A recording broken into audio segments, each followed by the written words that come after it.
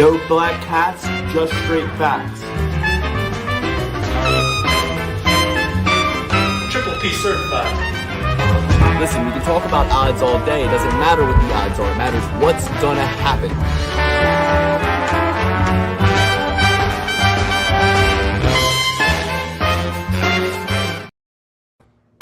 Welcome to Triple P, the perfect parlay pursuit. It is I, Lukey CK, coming off a massive winning weekend, a night where I went 10 out of 13 on UFC 323, Dvalishvili versus Yan. 10 out of 13.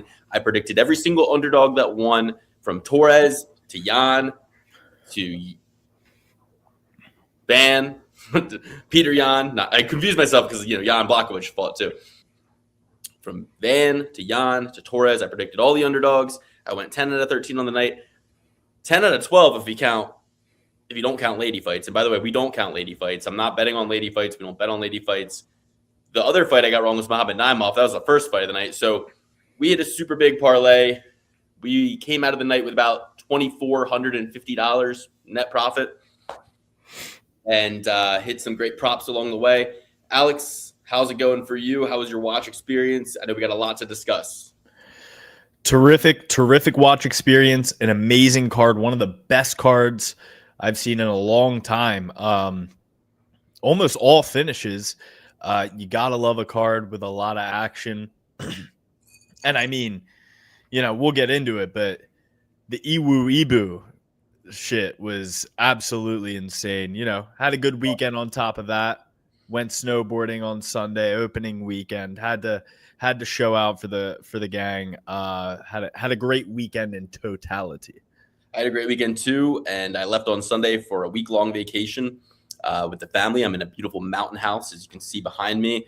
My wife gave me this beautiful vintage Nate Diaz shirt. Let me show you guys. I threw my back out, so kind of sitting Japanese style on the floor here. But you'll see it's an Affliction throwback Nate Diaz shirt. Affliction is vintage again. Affliction is retro. Vintage. Affliction is rare.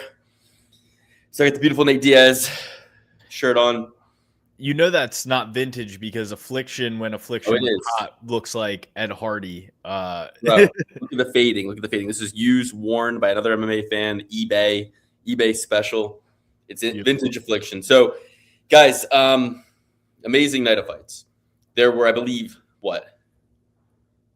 five first round finishes. I'm looking at my open bet sheet. I had a lot of plays on first round finishes. I had, Iwu Baranowski, round 1 KO, 90 for 297. Jalen Turner, round 1 KO, 47 for 159. I had Miguel Torres, first round knockout, 100 for 650. Those are the three I won. I also threw McKinney, even though I picked Duncan on the show, I threw McKinney first round knockout, almost got it. And I threw Talbot KOs 1 or 2. Neither of those hit, but the other three did. And, the parlay that I won on, Jalen Turner, Bruno Ferreira, Faraz Ziam, Bogdan Guskov pushed, Peyton Talbot, and Josh Van, baby. Easy money, 20 seconds, no sweat. It would have been 100 to pay 38.06. $100 bet to pay 38.06 if not for the Bogdan push. But with the Bogdan push, it was about 100 for 1,800. But then I took some of that profit from that, and I put it on Yan money line and also Yan by decision. So I won on those as well. Overall, though, 10 out of 13, not so bad. I believe Alex went 7 out of 13. The real folks who kind of interrupted my fun, probably in terms of parlays, if Brandon Moreno wins, I'm up big as well. And I got a bone to pick with you on that, in fact, because you pick it, baby, pick it. You put a hex on Brandon Moreno. You said Brandon Moreno will never be finished. He's never going to be done. Brandon Moreno always comes back. That's the thing. Yeah, he was looking so good. Brandon Moreno. Who did I equate him to? I said Brandon Moreno was like, I don't know, but you were glazing Brandon Moreno while Tatsuya Taira is raining down strikes. Like, the stoppage was bad in totality, but you can't be face down ass up backstage and getting pounded. Like it wasn't going anywhere else. Tatsuya Taira was going to continue to do that. Brendan Moreno was doing all the right things, but he wasn't going to get out of that position from Tiara.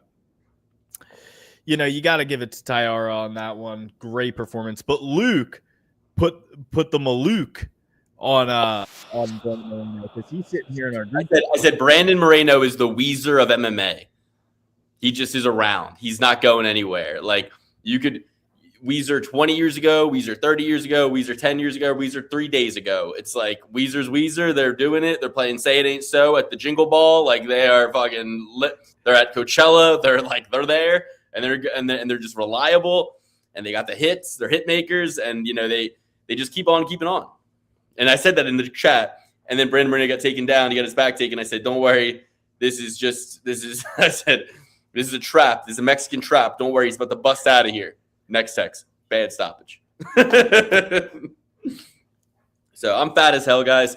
I'm on vacation. I've been boozing all day. I'm boozing right now. I was drunk when I started the podcast, and I was drunk when I started the day. I'm drunk right now. And we're going to have ourselves a great show. We got an El Clasico, UFC 112, UFC Vegas 112, Manel Kape versus Brandon Raw Dog Royval. El Clasico 12 fight offering. We're going to break them all down for you top to bottom. But first, a lot to discuss on this card. So where do you want to start, Alex? I mean, let's start at the main event because there's just so much.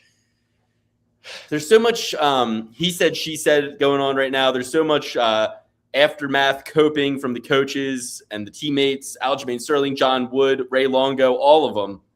And you sent me the video by Ronin MMA, and I thought it was absolutely fucking hilarious. Yeah, it's Ronin MMA. Wait, let's first numbers. Ronin MMA's cadence and his buzzwords and his crutch words. Yes, that was a great impression. His cadence, I thought it was absolutely fucking hilarious. And like, I can do Ronin MMA tomorrow. He doesn't even have a face. I could just launch Ronin MMA clips and just do his voice and his cadence. I got it down perfectly. But he brought up a lot of good things. I'm convinced that you might already be doing that the way that you just performed Ronin MMA before my own very eyes. I'm convinced that you've been doing this on the side, keeping a little side action to yourself, and not letting me get my slice of the pie. Dude, Ronin MMA is he's that dude. He's in the he's frustrated. He's bitter all the time. I love it. But my thing is this: he consolidated a lot of good videos, right? So I'm watching. I'll take you through like my live thoughts of this fight. So I'm watching the fight. Round one, I'm thinking one of those situations where it's like the champ in a close first round will often get the nod. So I'm looking at the first round going, I think Peter did well.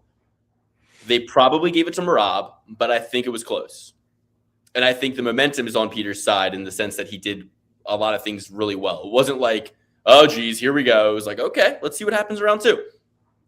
Then round two happens.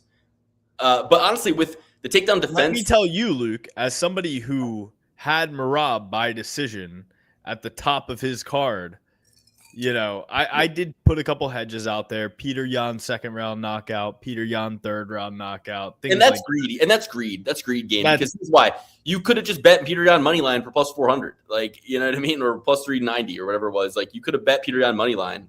It was my hedge. I thought, how could Peter Yan win this fight? But you're hedging.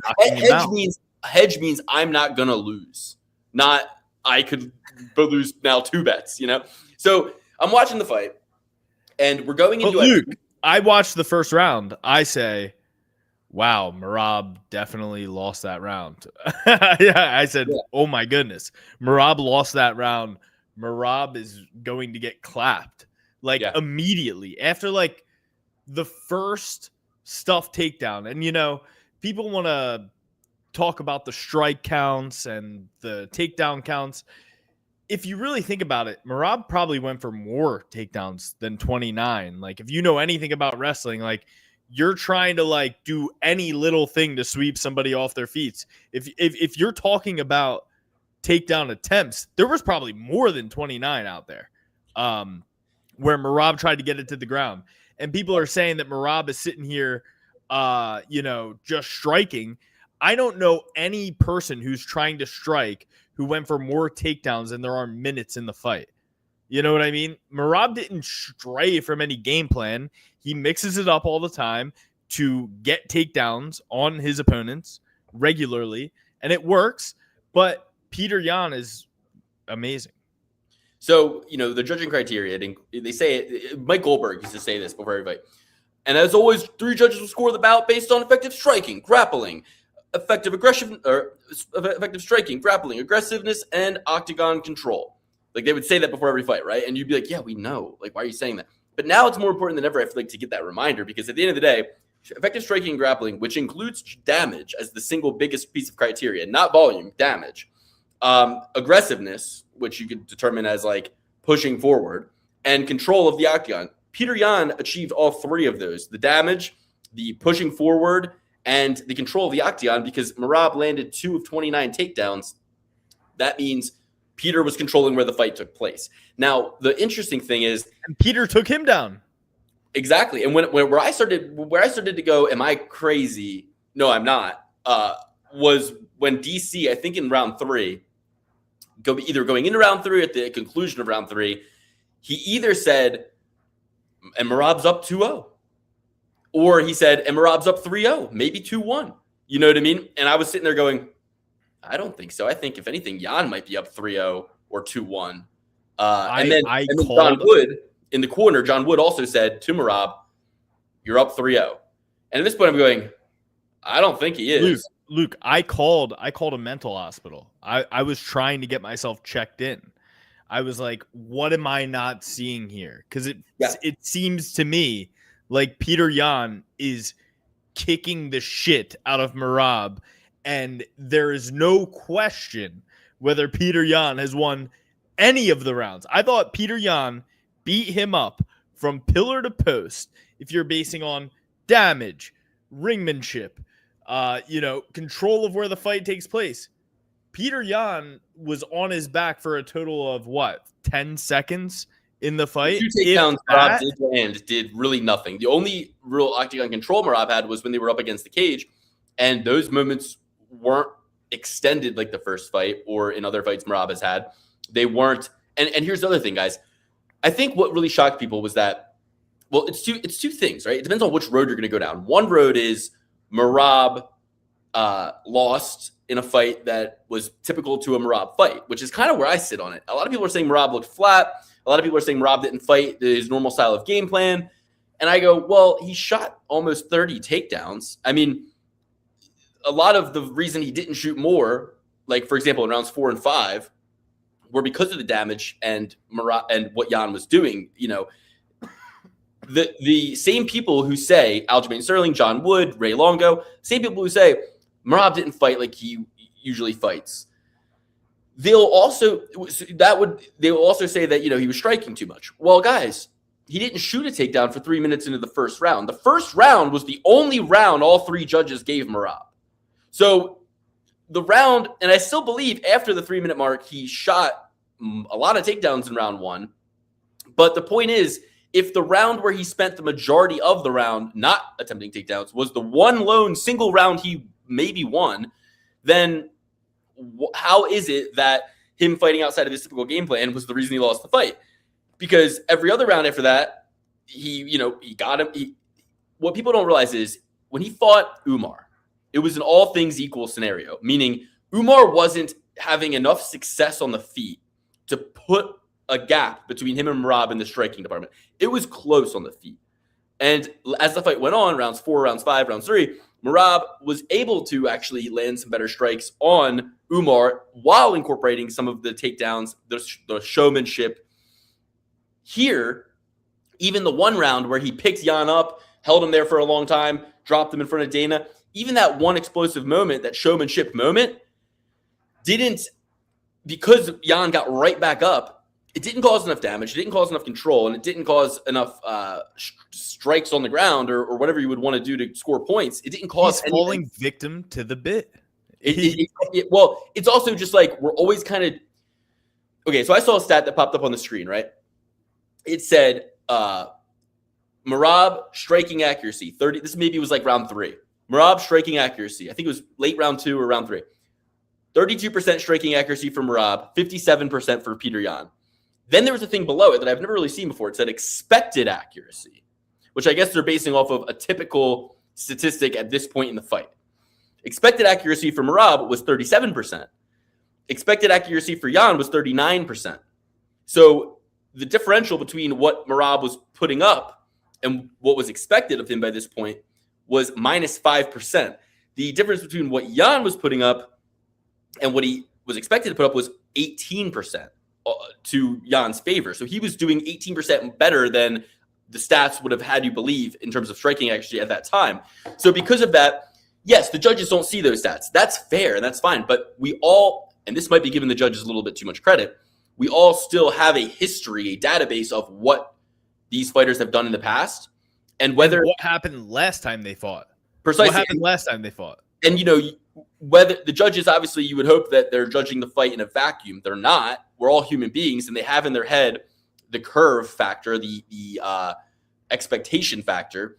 And even if they don't see that stat, if what they are seeing is, wow, Merab's a little bit less accurate than usual, it would seem anecdotally. And Yan is way more accurate than usual anecdotally. It's doing the same thing for Yan that it did for Merab in the fights that he was expected. The first O'Malley fight, close fight. But what was Merab doing?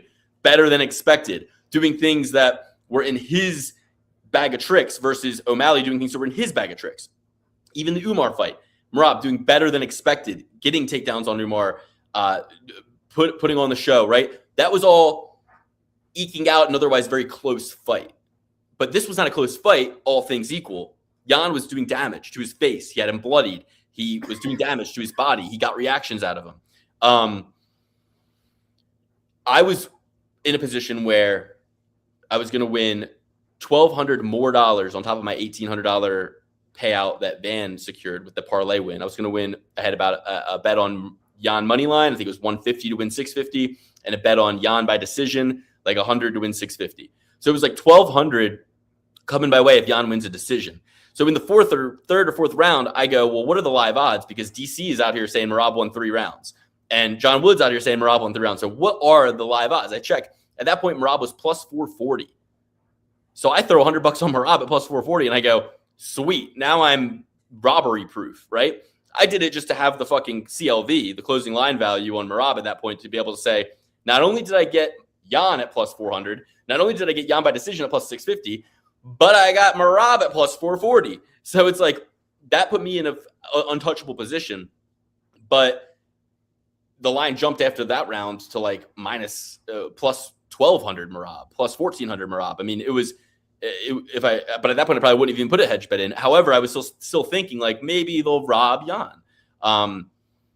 My point is the funniest part about it all is that even though DC said he won 3 rounds, the first 3, doesn't speak English, doesn't hang out with Nina Drama as much, doesn't live in Vegas, harder to get the fight. When DC said that he won the first 3 rounds, then we go into the round 5 is like starting, and DC goes, or Yan is winning round 5, and DC goes, yeah, Jan's winning this fight. He's going to win this fight. I go, wait, DC, you said Merab won the first 3 rounds. Who gives a fuck if Jan's done good in rounds 4 and 5? You said that you think John Wood said he won the first 3, so Merab's going to win the fight. It's not. These aren't 10-8 rounds, right? So that was funny to me. Just these guys kind of doing the whole like I don't know what they were doing, but John Anik, voice of reason, I will say, like he has been a little bit better, I think, than Rogan and DC. Rogan's just crying at every single event these days. Like you see him when they start the main card, he's like got tears and he's like, "This is just so great. It's the best show. I just love being here with you guys." It's like Mickey Mouse Rogan. Can you chill the fuck out, dude? Can you just like stop getting so mushroomy about everything and just fucking do your job? Like, not every event. Hang out with Aubrey Marcus. Every event is like a Joe Rogan vacation where he's like so happy. Like, he's like, I'm a billionaire. I'm the best. I'm the man. And I still get to do this for, and he like, he's like, life is so beautiful. It's like, shut the fuck up,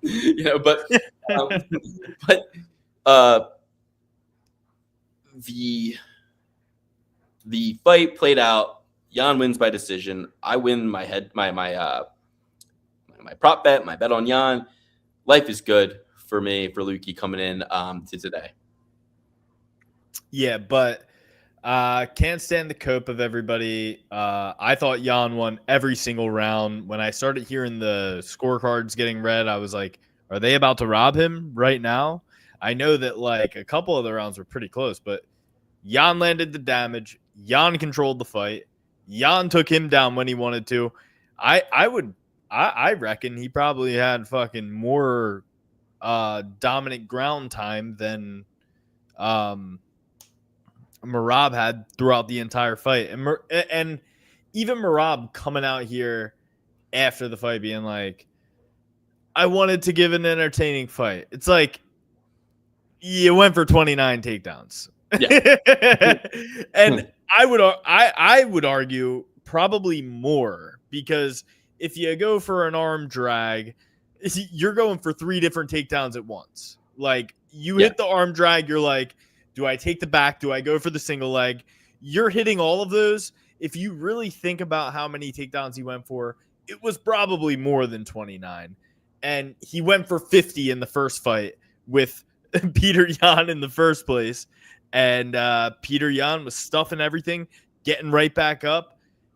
You know, he always rocks the board shorts. He's sitting here acting like he's a surfer himself. He's riding the wave, getting out of there every single time. Peter Yan is a hero. Those elbows to the forearm that he was doing, I noticed that very early on. I was like, you know, that is actually probably one of the biggest keys to is just not letting Merab, because, you know, Merab is a leech. What he will do is he will get to you and do these things and make you work. And then you're in a position where he has damaged you or fatigued you in a way that prevents you from being able to do that, like to compound your interest on the defense of the takedowns. And what Jan did really well was smashing them, fatiguing the arms. You know, I think if he wasn't doing that, it should have been, you know, a lot of the body kicks, because what's he going to do? He's either going to block it or he's going to take it, and it's going to wear his gas tank out, or it's going to fatigue his arms. So you saw Merab kind of going back to his corner, like rubbing his arm a little bit. So, yeah, I think Jan had a perfect game plan. He did everything so well. Inspirational. Merab was screaming at the top of his lungs every time Peter Yan would kick him in the tummy. Every single time he was like, ah! Like, that was crazy. And that was awesome to see. Victim. You were being a victim throughout the fight, and you expect to win these rounds. And even if it was like maybe he was just going, son of a bitch, all right, like maybe he was just like, you know, but it's like, dude, you still were retreating, and it was visible. It was like, you know, honestly, it was blood-curdling screams. You are not supposed to even be able to gut through a liver shot. Like, chemically speaking, if your liver is touched, it releases like a hormone or a chemical or something that goes through your body and forces you into a like fetal position because of a paralysis almost. And yet Merab was able to not have that happen to him. That's the crazy thing. You know what I mean? Like, shout out to Merab for that. And I still love Merab. And Merab does want to put on an entertaining fight for fans, but that wasn't like why he lost. You know what I mean? A lot of the Ray Longo, before we check, I'm gonna check the comments. He wasn't sitting here fighting like fucking Michael Chandler or Justin Gaethje, okay, trying to put on a show for everybody, or Max Holloway standing in the center, fucking throwing hands. And that's a great point, because he was trying to get takedowns the entire time, and he couldn't, and he got the shit kicked out of him in between every time, and got taken down himself multiple times throughout the fight. At one point, he gets taken down and spiked on his head. You know what I mean? Like, every single exchange that happened that was more meaningful went to Jan. Yeah, you dragged him around the cage one time. The time Jan took you down, he spiked you on your dome and you went limp for a split second and then regained. You know what I mean? Like, I thought Merab was knocked out when he got spiked on his head, because he let go of everything. I think he was, and I think he kind of woke back up for sure. I forgot about that. I forgot that even happened. Yeah, Merab's takedown does nothing. Jan's takedown does that, right? So it's like, and I think Merab has bared in otherwise close fights the benefit of showmanship type stuff, getting the crowd involved. Chandler has done that and lost a lot of fights. So it's like, if you want to know that doesn't work all the time, talk to Michael Chandler. I mean, but another thing is, of course, at 36 or whatever Merab is, 34, 35, 36, of course, the weight cut Of course, the activity. Of course, all of this played a role. That doesn't matter, though. It's like you said yes, you showed up, you did it. You know what I mean? It's like you don't get to. If it worked out, it would have been all great, but it didn't. So Ray Longo is the dumbest guy ever. I was just about to say. I'm about to get to that. Guys, we need to see. I see some people watching. We need to see as many people watching. Have liked the video. Like the video. It helps out with the algorithm. I've heard people say that. So, but like what I'll say is this: Ray Longo needs to be put out to pasture.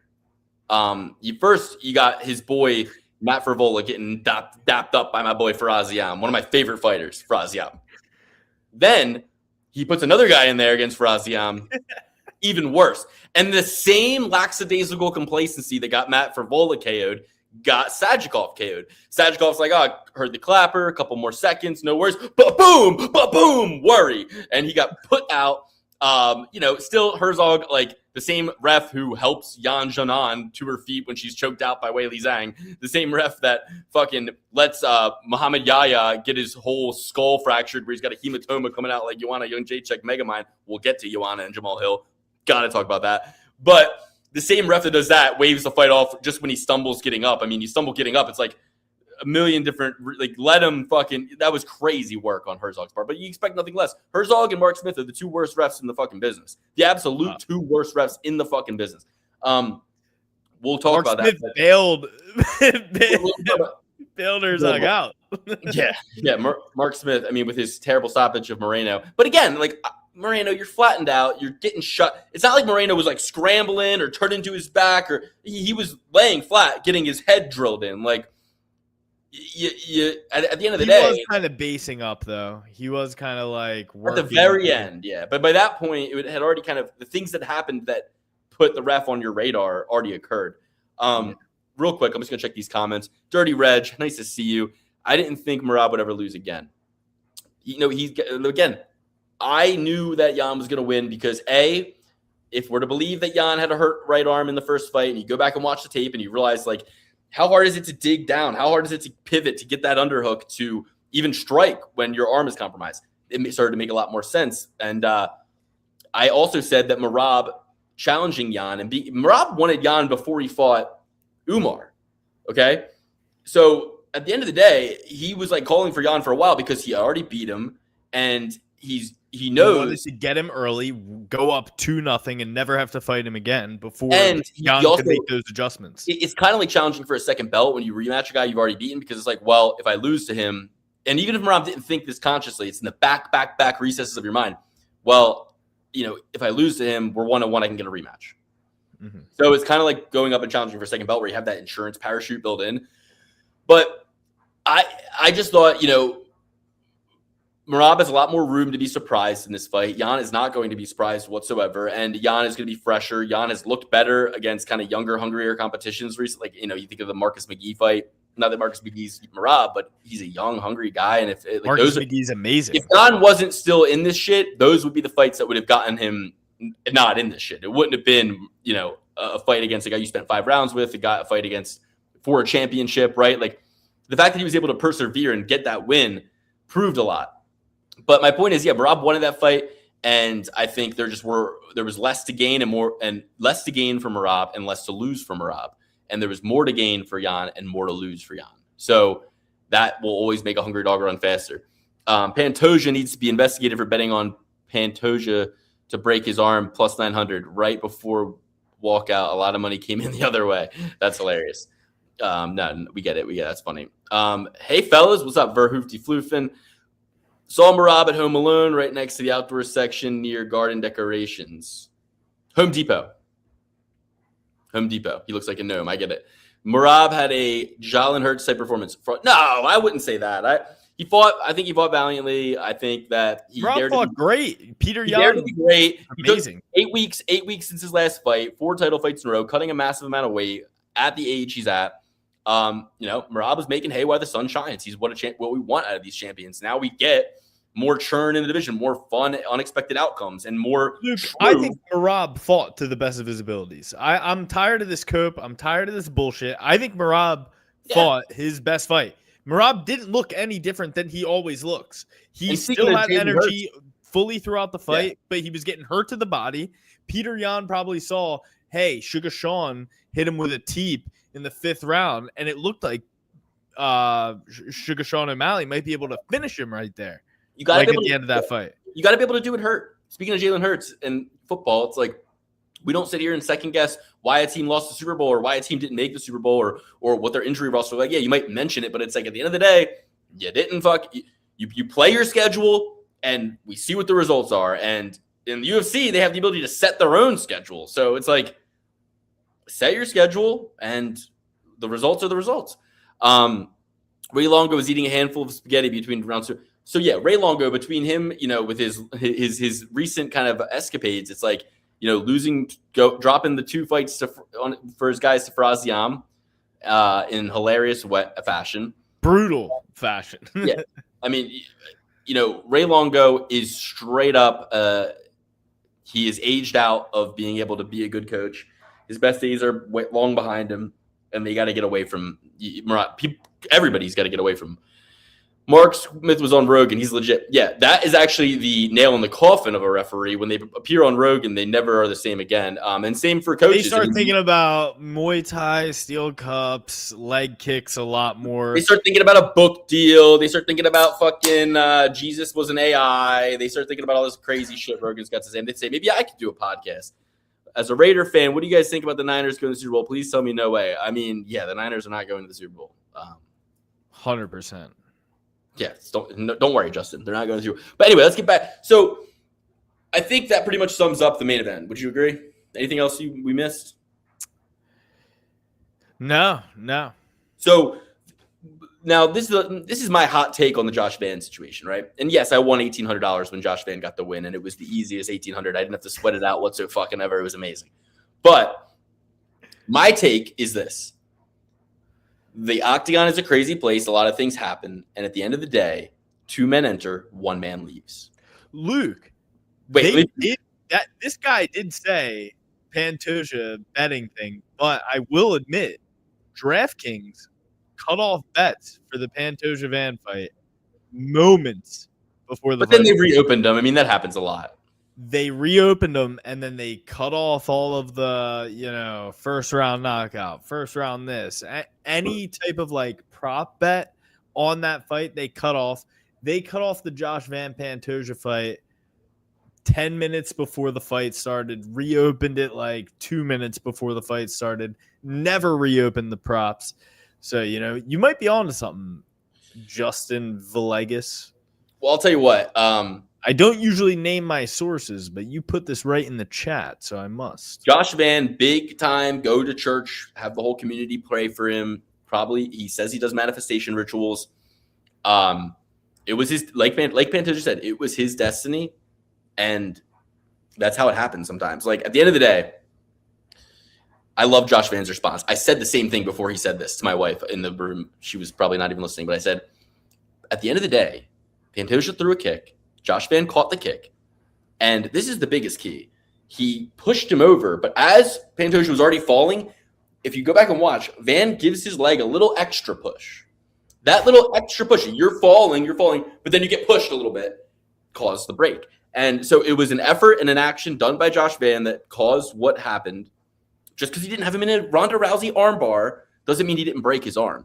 And at the end of the day, it's like, dude, why get on Josh Van's ass? It was a shoulder, not a elbow. Yeah, right. Megan O'Leary, that was so funny when Megan O'Leary tells them that after the fights had already ended. She gives them the update, and they're like, what? And then she goes, I'm just telling you what the chief medical officer told me. And they're like, it was such a bitchy wife response. When you're like, wait, they said what? It's like, I'm just telling you what they told me. That's what they said, honey. But anyway, and then Dana White said the same thing in the press conference. I don't think that's what happened. I think it was his elbow that got dislocated. They also took Tom Aspinall to some hospital in Abu Dhabi, and they were like, he was in eyes the look good. waiting Eyes room. look good. He was in the waiting room, and the woman's like triaging him, and they're asking questions they don't even know what he is, who he is, what UFC is. It's you would think that you have the Sheiks, Dana White, everybody's in Abu Dhabi. You would think that happens, and they go, yo, you're on your way, and we're calling them and briefing them. And You hear that? That was just the dryer. But they're like, you would think like they're calling them, they're briefing them, they're sending you to a guy. As soon as you arrive, he goes, yeah, already saw the footage. Let's go. Like, I got you. I'm the best guy in Abu Dhabi. You would think he's like in a random Abu Dhabi hospital. They're like, it was like the same experience I had when I went to the ER most recently. It was like, just like it was normal. Like, you're a boxer. How'd you get poked in the eye as a boxer? It was crazy. I'm like, and he was there by himself. Like, I would think that like the UFC would be taking me there. You know what I mean? Like, where's members the guy of the UFC who said, Mr. Shab, what's penny your life? Right. And so it's like, yeah, exactly. The no contest arguments are crazy, dude. Crazy. It's insane. You enter the octagon, chaos ensues, and one man enters, one man leaves. Like, and not only that, it's not like Tim Sylvia versus Frank Mir. Was that the fight? Same people who are sitting here, oh, poo poo, cry for Alex Pantoja, are the same people who are pissed at Tom Aspinall and calling Tom Aspinall a bitch for not continuing in a fight where he got fouled in, where Pantoja was fighting and his body couldn't hold up. Okay? Dude, the same reason Curtis Blades beat Tom Aspinall. Yeah. And it's at the end of the day, you will see Pantoja back a lot sooner than people think, I believe. Because if it was a simple dislocation, and I mean, it didn't seem like it was a break. The fact that he was able to kind of do a post-fight, not a post-fight interview, but like he immediately took to Instagram to be like, yo, like, I'll be back, I think he probably will be back a lot sooner. What's interesting is Mr. Dana White, who's always like, guys, I don't make fights the night of the fight. We wait till Tuesday, the matchmaking meeting, you goofballs. He says like, oh, yeah, like, and I know he clarified it, like, listen, it's what I would like to do, but he's like, first he's saying, there will be a defense before Pantoja makes it back. He's like, I'm not a doctor, but look, like, he's gonna have to. Now look, what Dana White should have said was, well, look, man, there's a Houston card coming up in February. I don't know if Pantoja's going to be back for the Houston card, but I can almost guarantee you Josh Van's going to want to defend his belt in his hometown of Houston, Texas. So if Van wants to fight on that Houston card, I'm not going to deny him. And if Pantoja's not ready, we're not going to wait. But next time Pantoja wants to fight, he's trying to pop a Van in Japan. You know what I mean? And it's like, yeah. And then, hey, fucking Van, I think should fight somebody. Horiguchi. Yeah. No, Horiguchi should fight like, so, like, there's a lot of different matchups you can make, right? We're not here to do who everybody should fight next. But Horiguchi should get one more before a title shot. Even though he's a little bit older, I would love to just see them for no reason throw him in there like they did Kai Asakura. But what I'll say is this. Van should fight somebody in Houston. Taira should fight the winner in Japan. And Pantoja's next fight should be for the title no matter who holds it. Very easy to explain that. Hey, look. When Dana White could say, Pantoja has had a legendary run in this division. Ready? I'm Dana White. This is the best press comments. Yeah, obviously it's unfortunate for Pantoja, but hey, crazy things happen in the octagon. Van has nothing to be ashamed of. He celebrated, but then, he doesn't know what the hell's going on. Pantoja fell. Pantoja went no mas. That's what I was going to say. It's not like when Tim Sylvia got his arm broken by Frank Mir, didn't tap, didn't even realize it was broken, and Herb Dean stops it. And Sylvia's like, what the fuck? Like, then you could say, hey, let him fight on, right? Even though it's ill-advised. But my point is you could say, well, he never tapped, man. Who knows what he could. Lots of guys have broken hands, broken bones in a fight and continued on to sometimes win, right? So in theory, it's like if they don't tap. Faber broke both of his hands and elbowed for the rest of the fight. I think Dan Hooker broke his arm against Jalen Turner, right? Exactly. Now, granted, a compound fracture or like a risk of a compound fracture, all these things, obviously the fight deserves to be stopped if a certain amount of damage takes place. Do it at your own risk. Point is, if they stop it, doctor or ref or otherwise, and the fighter protested, that's one thing. Pantoja didn't protest, guys. Pantoja went down and he went, don't hit me again. Pantoja waved it off. Yes. I agree with Dominic Cruz. Don't stop the fight if a guy breaks his arm. But, Dominic Cruz, what you didn't see, I suppose, is Pantoja was like, please, Josh Van, do not hit me. Please. For the love of God, do not hit me. And I'll add two more things in here. When Walter Walker submitted Tafa went, and yelled out in pain, and they stopped it. And they said, in the rules, you cannot yell out in pain. Yeah. We will stop it. Verbal tap. Jan Blachowicz should have got a verbal tap. He got elbowed in the orbital. He literally went, ow! He did. That should have been, I should be $3,800 richer off that Bogdan Guskov TKO in the second round. That should have happened. Thank God they gave him that 10-8. And Chris Lee, the same judge who gave Paddy the decision over Jared Gordon, Chris Lee gave the fight to Jan. Other two made it a draw. It was a draw. Chris Lee. No, Chris Lee is stop it. I know you picked Jan, but let me say this. If round 2 wasn't a 10-8, round 2 where he drops him and spends the entire round on top of him, punishing him, elbowing him, causing him to yell out in pain, saying ow, bloodying him, going for submission, if that is not a 10-8, then why, like the other 2 rounds were 10-9s, right? Okay. Even the first round, forget the third round. Yeah, he dropped him at the end of the third round. Again, not as bad as what Bogdan did to him in the second round. But it's like, okay, if round 1 was a 10-9, round 2 has to be a 10-8. It was so much different than round 1. You know, like you can't. There should be more 10-8s and more 10-7s. There should be more 10-7s just so there can be more 10-8s. Because at the end of the day, everything can't be a 10-9. Everything can't be a fucking 10-9. There has to be a difference. Round 1, Peter Yan versus Merab, 10-9, somebody. Well, then why wasn't, I don't know, like one of the rounds where Yan almost finished him? I'm not saying one of those should have been a 10-8. It shouldn't have been. But I'm just saying, like, there's clear disparities. And the round that Bogdan had in round 2 against Yan was clearly a 10-8. Thank God it was a draw. That was the right decision. Bogdan's an idiot. He went out in the third round thinking, like, let's be nice to this guy. I just, you know, he kind of thought, like, oh, the hay's in the barn. Like, you know, and it's like, no, it ain't. Jan's coming at you, dude. We should have bet that as a draw because Jan's had some split decisions, some draws. Like all he does is get split decisions. He's good at that. He's good at like persevering through a beatdown and then getting it. You know what I mean? Like getting a 10-8 and then coming out on top. So, all right, my thing is this: Pantoja gets the win, and he celebrates, and he immediately goes up to Pantoja, and you know what he said to him? He said, "Hey man, you're a great champion. We'll run it back."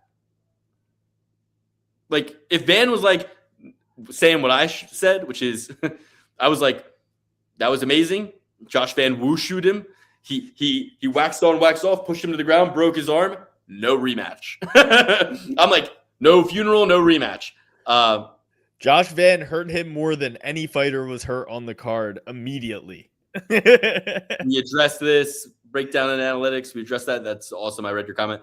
I just got done telling how great he was. Imagine telling someone, check this dude out, watching him clear this on his bike, straight crash leg. Yeah, no, I hear you, man. That's like, I mean, but honestly, it's kind of one of those things where it's like, well, you know, like, didn't see that coming. I went Charles Oliveira versus Benoit Saint-Denis. Charles Oliveira's fighting Max Holloway in the Who Gives a Fuck BMF fight of the year. Who gives a flying fuck? They're two guys who got knocked out. Donald Trump said, we're having 8 or 9 title fights. And Dana's like, yeah, fuck it. We'll make American champion of the world. We'll make the champion, the intercontinental champion. Exactly. Dana's like, who gives a fuck? We'll make more belts. and this time at the White House, the first ever female BMF belt. Exactly. You know what I mean? Courtney Casey versus Joanna. No, Joanna versus Jamal Hill's wife. Okay, so I saw the video of him saying, like, you touch my wife, I'm going to knock you the fuck out. Which it's like, hey, did you expect anything less? But, like, did you expect him to say anything less? Like, I've seen enough Waffle House videos of guys backing their lady to know that that's exactly what Jamal Hill would do. But if your wife is getting her ass beat, you step in. You gotta help your wife. You know what I mean? But that being said, and if your wife is getting into drama with Joanna Jędrzejczyk, you're like, yeah, I'm definitely stepping the fuck in. I've seen what Joanna has done to ladies in the past. I'm not letting Joanna Jędrzejczyk get in a fucking fist fight with my wife. I'm stepping in. We're burying the lead here because I don't know if you saw the Instagram video I sent to you recently.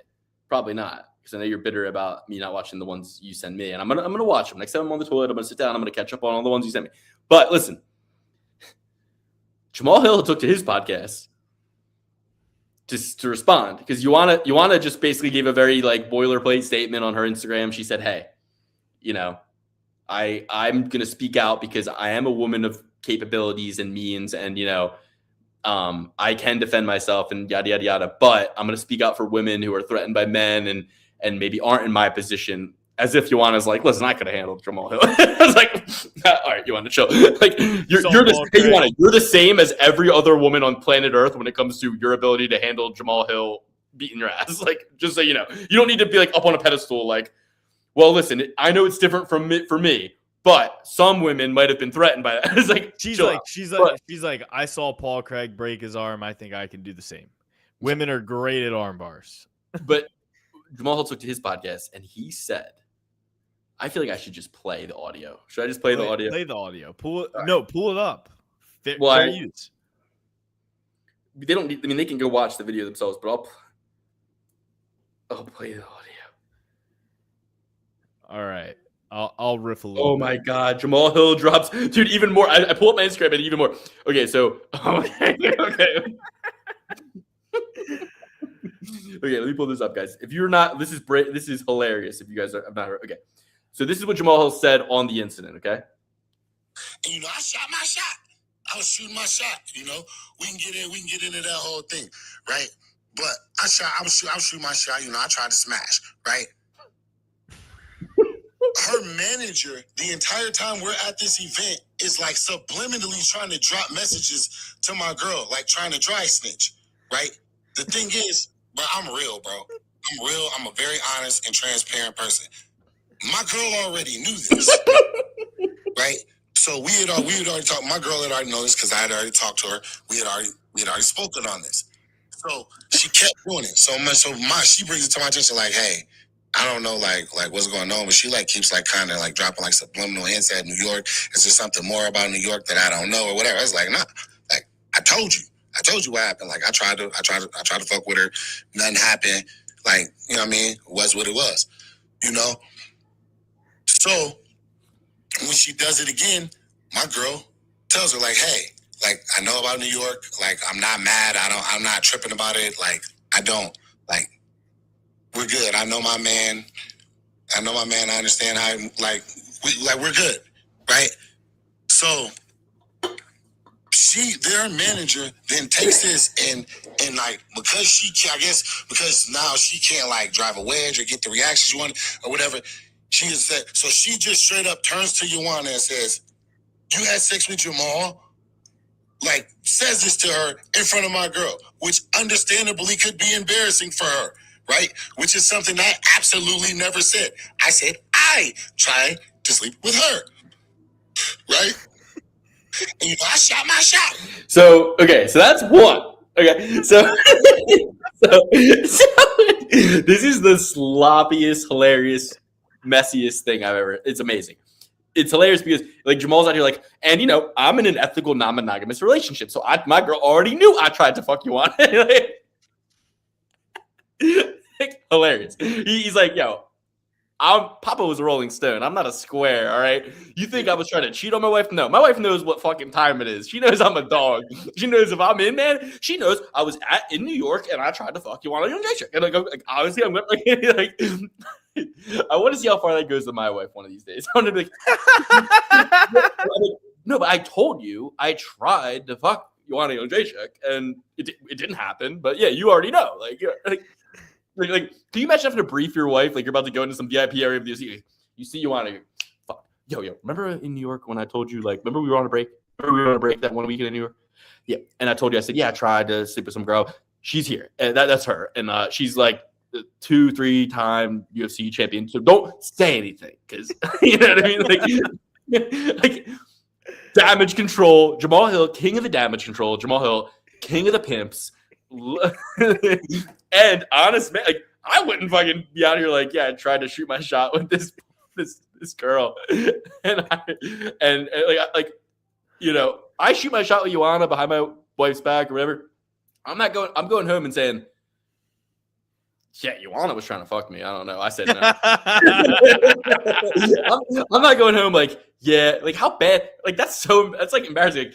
Yeah, I tried to cheat on you, but I tried to exercise some of my hall passes in our ethical non-monogamous relationship. It didn't work. She said no.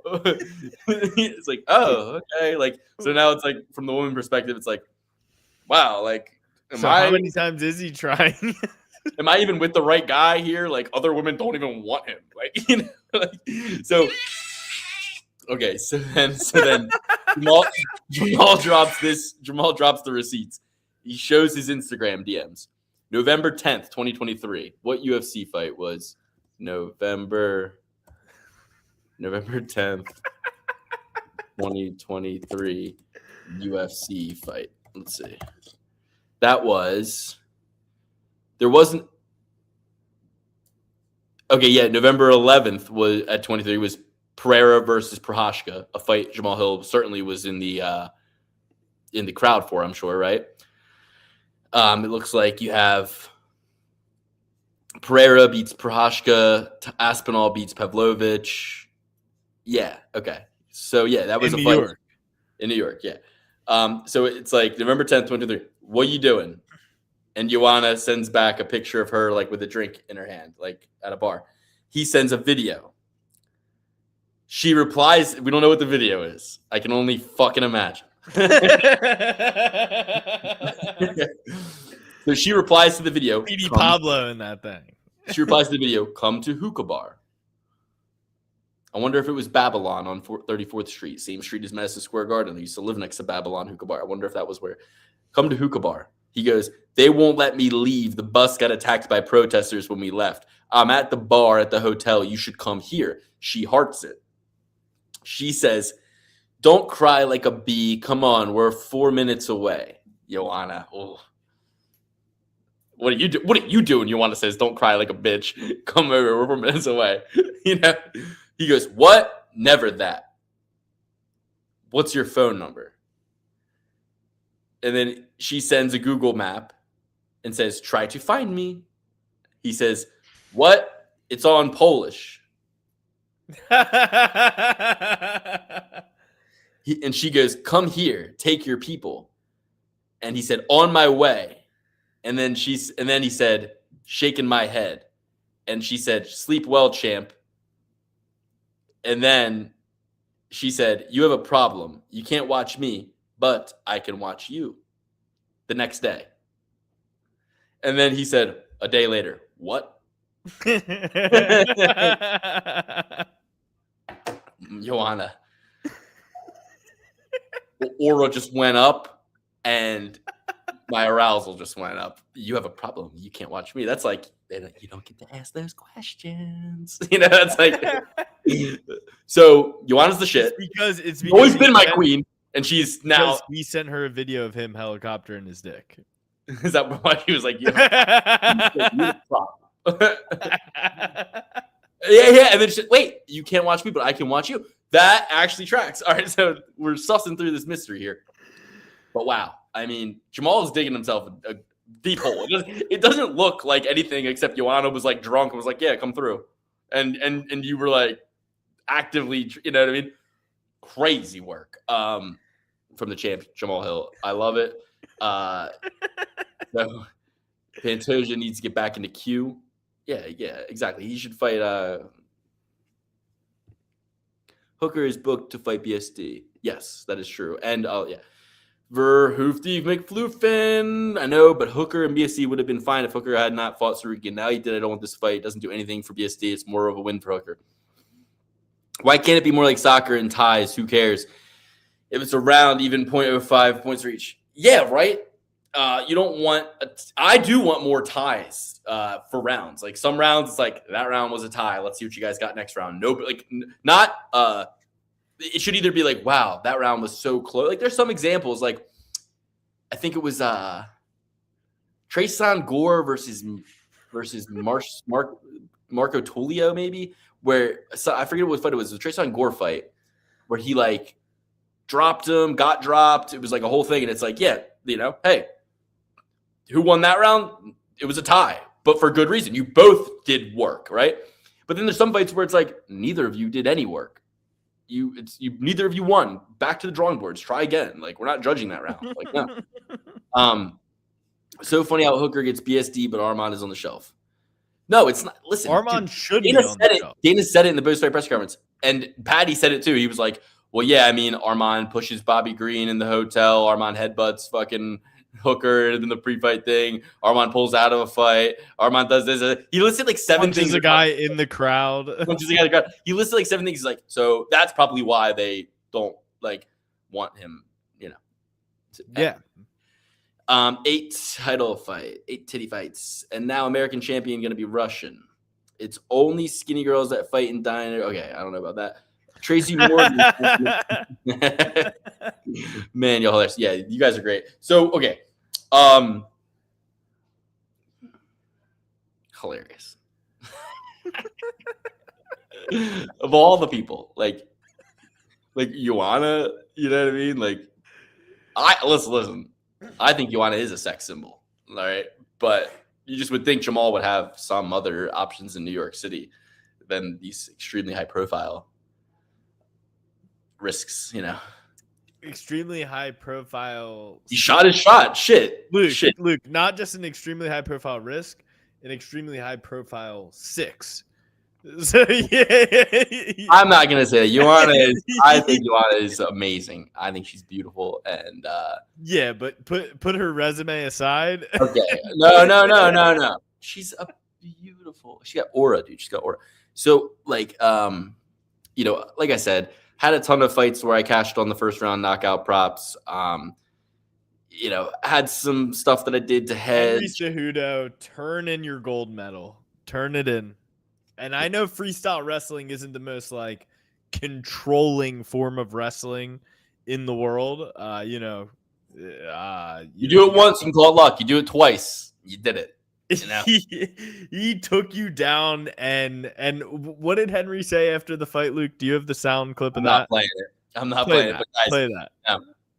I'll play it. I'm not going to say what I think he said because I think I colored people's opinions. Like, you know how it's like if I say like, hey, listen to this. Is he saying, excuse me while I kiss this guy? And you're like, you would hear that. If I prefaced it, you'd hear that. But if I said, excuse me while I kiss the sky, you'd hear that. You know what I mean? But yeah, I'll play it. I'll play it. But don't say what we think he said. And let's see if the audience, let's see if they can understand what I heard. So Henry finished, they give Henry his B-roll. They finish the fight. And then I catch this.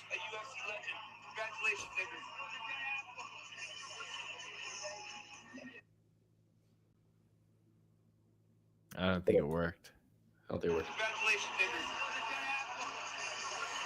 You hear it? One more time. He says it to Santino DeFranco. You hear it? Yeah, I heard it. I heard it that time. So rewind, listen to it back. But he told Santino that was a blank ass whooping. And it was, but anyway. And he didn't say Arizona. He said San Henry Francisco had a lot of. I thought Henry was going to be up to his old tricks and be like that little cut on the eye. I thought it was like I can't see. I can't see, man. Kush, man, Kush. This guy's takedowns, they were different, man. Kush, you don't understand, man. He really won it now. So Naimov, disgraceful. Mansour Abdul Malik, I first round submission. Iwan Baranowski versus Aslan. I called that on this show that he would get a first round submission. There you go. Ibo Aslan first submission of his career. Yeah, second, but yeah, or third actually. He had 2, I think. No. Ibo Aslan versus Baranowski, amazing first round. I mean, imagine you're me. You got $90 to win $297 on Iwu round 1 KO, and that fight happens, and you get the win, the knockout win, first round. Awesome. That was the greatest. I scared the shit out of my 1-year-old son. He was strapped to my chest, and I was like, "Oh, ah!" And he started crying. I had to run out of the room. So I was like, "Dude, I don't want him to associate this fearful moment with the UFC. I can't have this be like a thing." You know what I mean? Yeah. Lukey, let's check your DMs with Joanna. There's probably something in there. Just me, queen, unanswered. Just thank God they only let you send one until they actually read it, or else there would be just like a line a mile long. Yeah.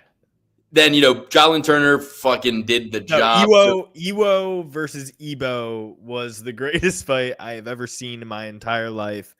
It was 1 minute and 29 seconds of chaos.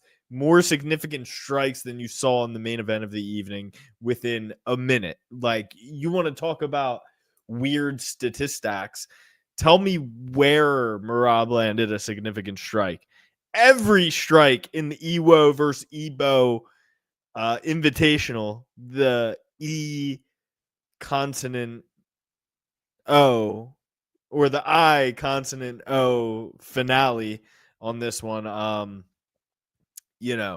Every single punch in that one was a significant strike because, and you saw it, they fell down after every single time they touched each other.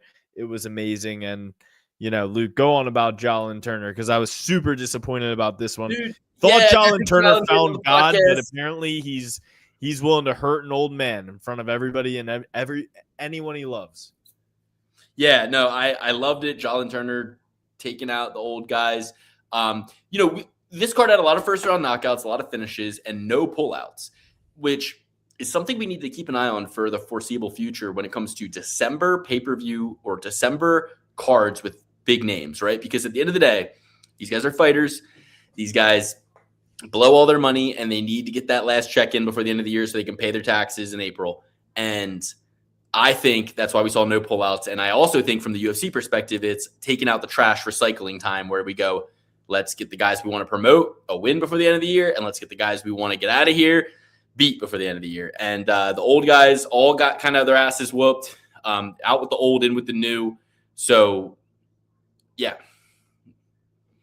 I loved the Jalen Turner finish. It was awesome. I bet it 2 back-to-back first-round knockout props in a row hit. Iwu, first-round knockout. Jalen Turner, first-round knockout. Built back all the losses I had from the bets that failed at that point, like the ones that included Naimov.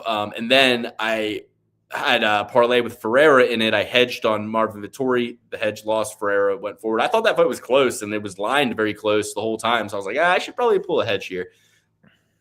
Ferreira, he looked like the Hulk when he first came into the UFC. He's looked so like a flat tire every time he fights since. And I'm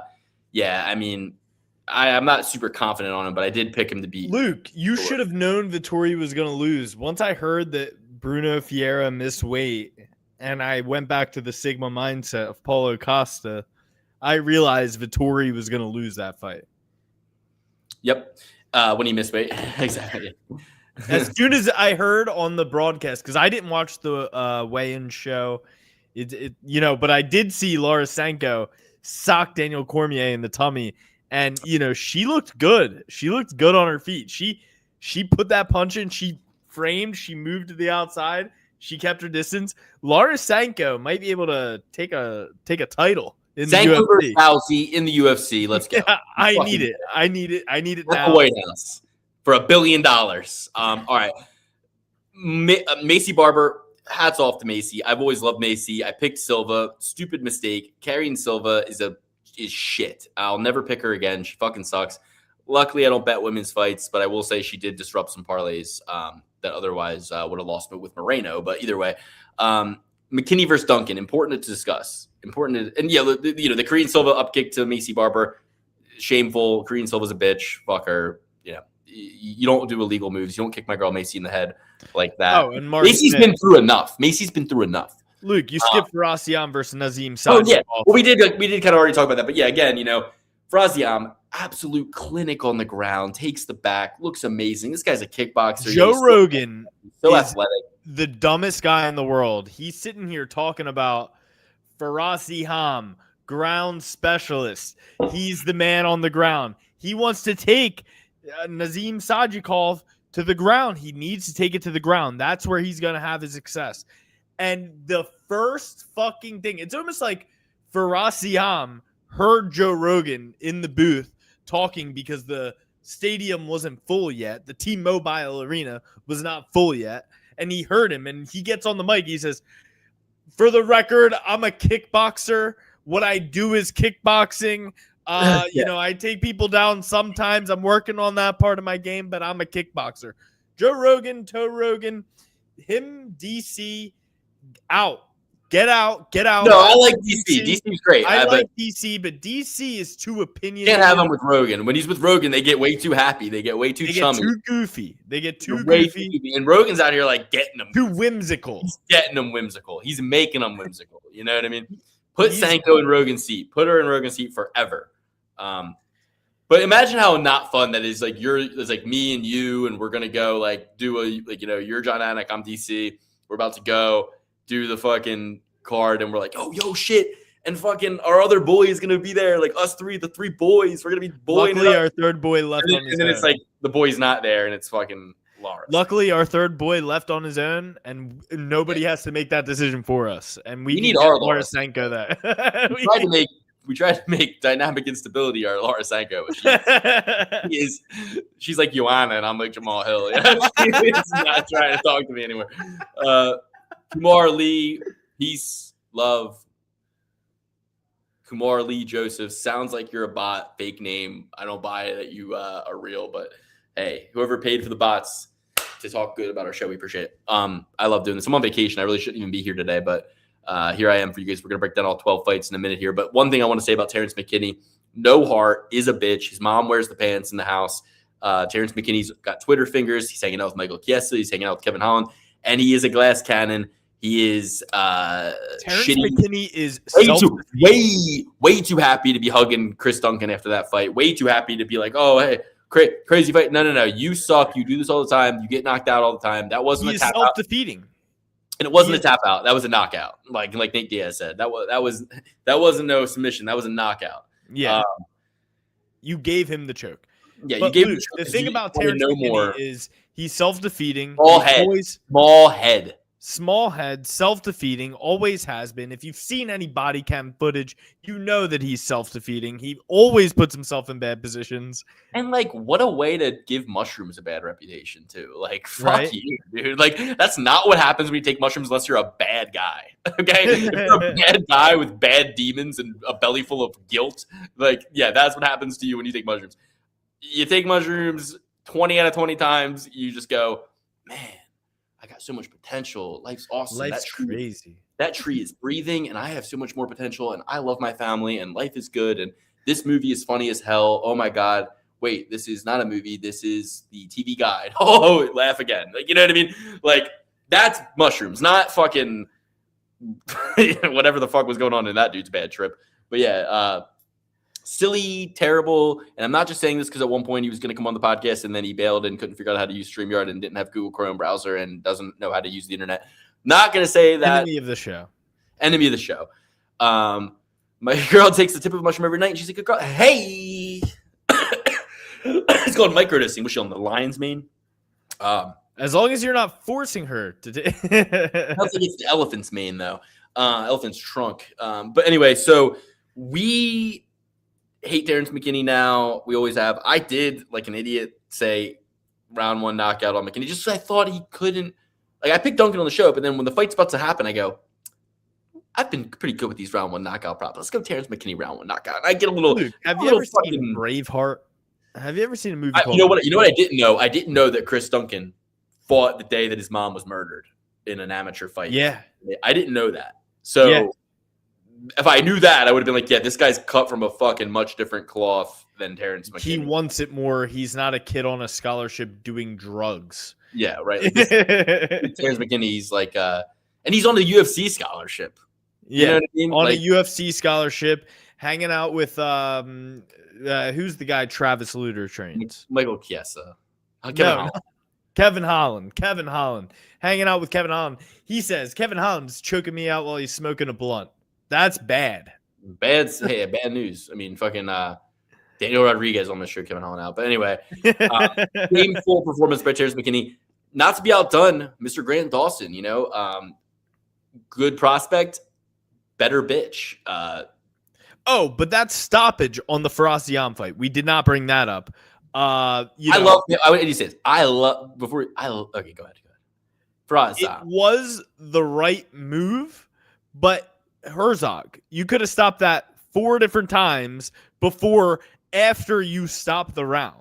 Luke said it best. Let Nazim actually try to walk to his corner. I'd love to see him walk in a straight line right now, like you're watching a DUI checkpoint in live action. But yeah, like the stoppage should be a result of the blows, not let's see how he reacts to the blow. You know what I mean? It should be like, I saw the blow and it was bad. I'm going to stop it. Not, I saw the blow, it was bad, but let's see. Yeah. Investigate Herzog. Investigate him. I don't know for what. I'm not going to say for what. Just look into it. Reinvestigate him and double jeopardy him and triple jeopardy him. Get him into quadruple jeopardy if you need to. Fraziev's a beast, but Manuel Torres is a bigger beast, dude. I mean, I was a little bit disappointed in my boy Manuel Torres when he lost to Iggy Bahamundes, but I will say every other time he has just been such a fucking beast. Iggy Bahamundes, he's there on Epstein Island without the sex. Yeah, he's there with Bilal now. So fade Iggy Bahamundes after that pause. But dude, I'm going with Manuel Torres is my fucking boy, dude. Him and Fraziam, I like think the same of. Where I'm like, yeah, these guys are fucking the real deal, and they're savages. Like they just savages. Go in there, embrace, nonsense. Exactly, embrace. Manuel Torres a little nonsense, but like it works for him when he's in there with a bitch, like a guy who just is like Iggy Bahamundes is not a bitch. You know what I mean? But you match him up like. I think Iggy's like from the Dominican Republic or whatever, but it's like, if you put Manuel Torres in there with like another Mexican fighter who's going to fucking just go to war, like, yeah, he might end up on the other side of the coin flip, but you put him in there with a lily white bitch like Grant Dawson, he's going to like a little decision machine fucking, I'm happy to little like fucking wet behind the ears white boy like Grant Dawson. He's gonna get smoked. He's like, I tried to go viral. I couldn't quite do it, so I'm just gonna come out here and just fight. He literally said that before the fight. He's like, I want to fight my girl's booty. Yeah. To no applause, and everyone's like, he's like, all right, shit. I'll stick with the. Hey, how about you just be fucking? Grant Dawson should be Sage Northcutt. That's how he needs to be interviews. Man of God, Sage Northcutt, terrible. But I loved it. I loved every second of that. Big underdog, plus 200 underdog. Manuel Torres knocks him out in the first round. I bet him money line. I bet him by knockout in the first round, and that's how I say it's his win condition. He's probably. I mean, you watch Robert Green do the same thing to him. You gotta see Manuel Torres taking that type of offense to Grant Dawson. Yeah, I did cut my hair, brother. I did. And yeah, I mean, the Peyton Talbot fight, like, I remember after the Peyton Talbot fight, I was sitting here going, holy shit, we still got 3 bangers left. And that fight was awesome. Like, the Peyton Talbot fight was awesome. I mean, it was so, like, Henry, shouts out to Henry for fucking staying in there and taking that ass whooping. Would have loved it if he just got knocked out in rounds 1 or 2, like I bet. But Mark Smith was a dumbass. You can't say it was a glancing blow. Oh, yeah. Macy Barber. That was so rude. That was so rude. He was mansplaining to her. I was like, yo, shut. I'm like, yo, am I going to have to come in there? Like, yo, Jamal Hill should have been in there. Like, yo, you talk to my bitch like that again, I'm going to fuck you up. You know what I mean? Like, where was Jamal Hill then? He should have been like, yo, I'm going to fuck you up, Mark Smith. You better not fucking talk to my girl like that. But that was he was like it was glancing. Shut up. He was like, don't say it. He like yelled at her. It was crazy. Yeah. Dude, fuck Mark Smith. And it wasn't glancing. It wasn't glancing Maybe at all. He was mentioning the first one. She said she did it twice. Maybe he was like, the first one was glancing. You know what I mean? It was like, if the and now she gets a warning, and then if she does it again, then we'll talk about points. Then I will say, hey, one more time, and you are getting a point taken away. I mean, that is crazy. But the Peyton Talbot fight was amazing. We talked about the Brandon Miranda fight. We talked about the Josh Van fight. Yeah, I think they do Josh Van. Jan Blachowicz is amazing. And by the way, they will not be able to get a deal done at the Saitama Super Arena this fast, even though Japan desperately needs an influx of tourism dollars and fucking excitement. I mean, their yen is in the shitter. You got a housing crisis in Japan. You got a jobs crisis in Japan. You got a breedability crisis in Japan. You got all sorts of crises in Japan right now. I follow the 51-year-old Japanese man who's extremely depressed. He just quit his job. I mean, he's depressed. But anyway, so look him up on YouTube, guys. Ask Japan on YouTube. 51-year-old depressed Japanese man, worth a watch. But listen, they're going to end up doing Van versus Tyra in Houston. I can almost guarantee you. Then, if Tyra wins, they'll put him in Japan.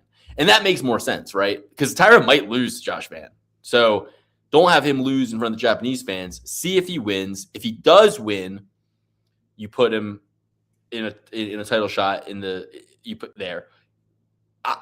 Really, the it's just so is where does Kevin Lee fit in all this? And by Kevin Lee, I mean Horiguchi.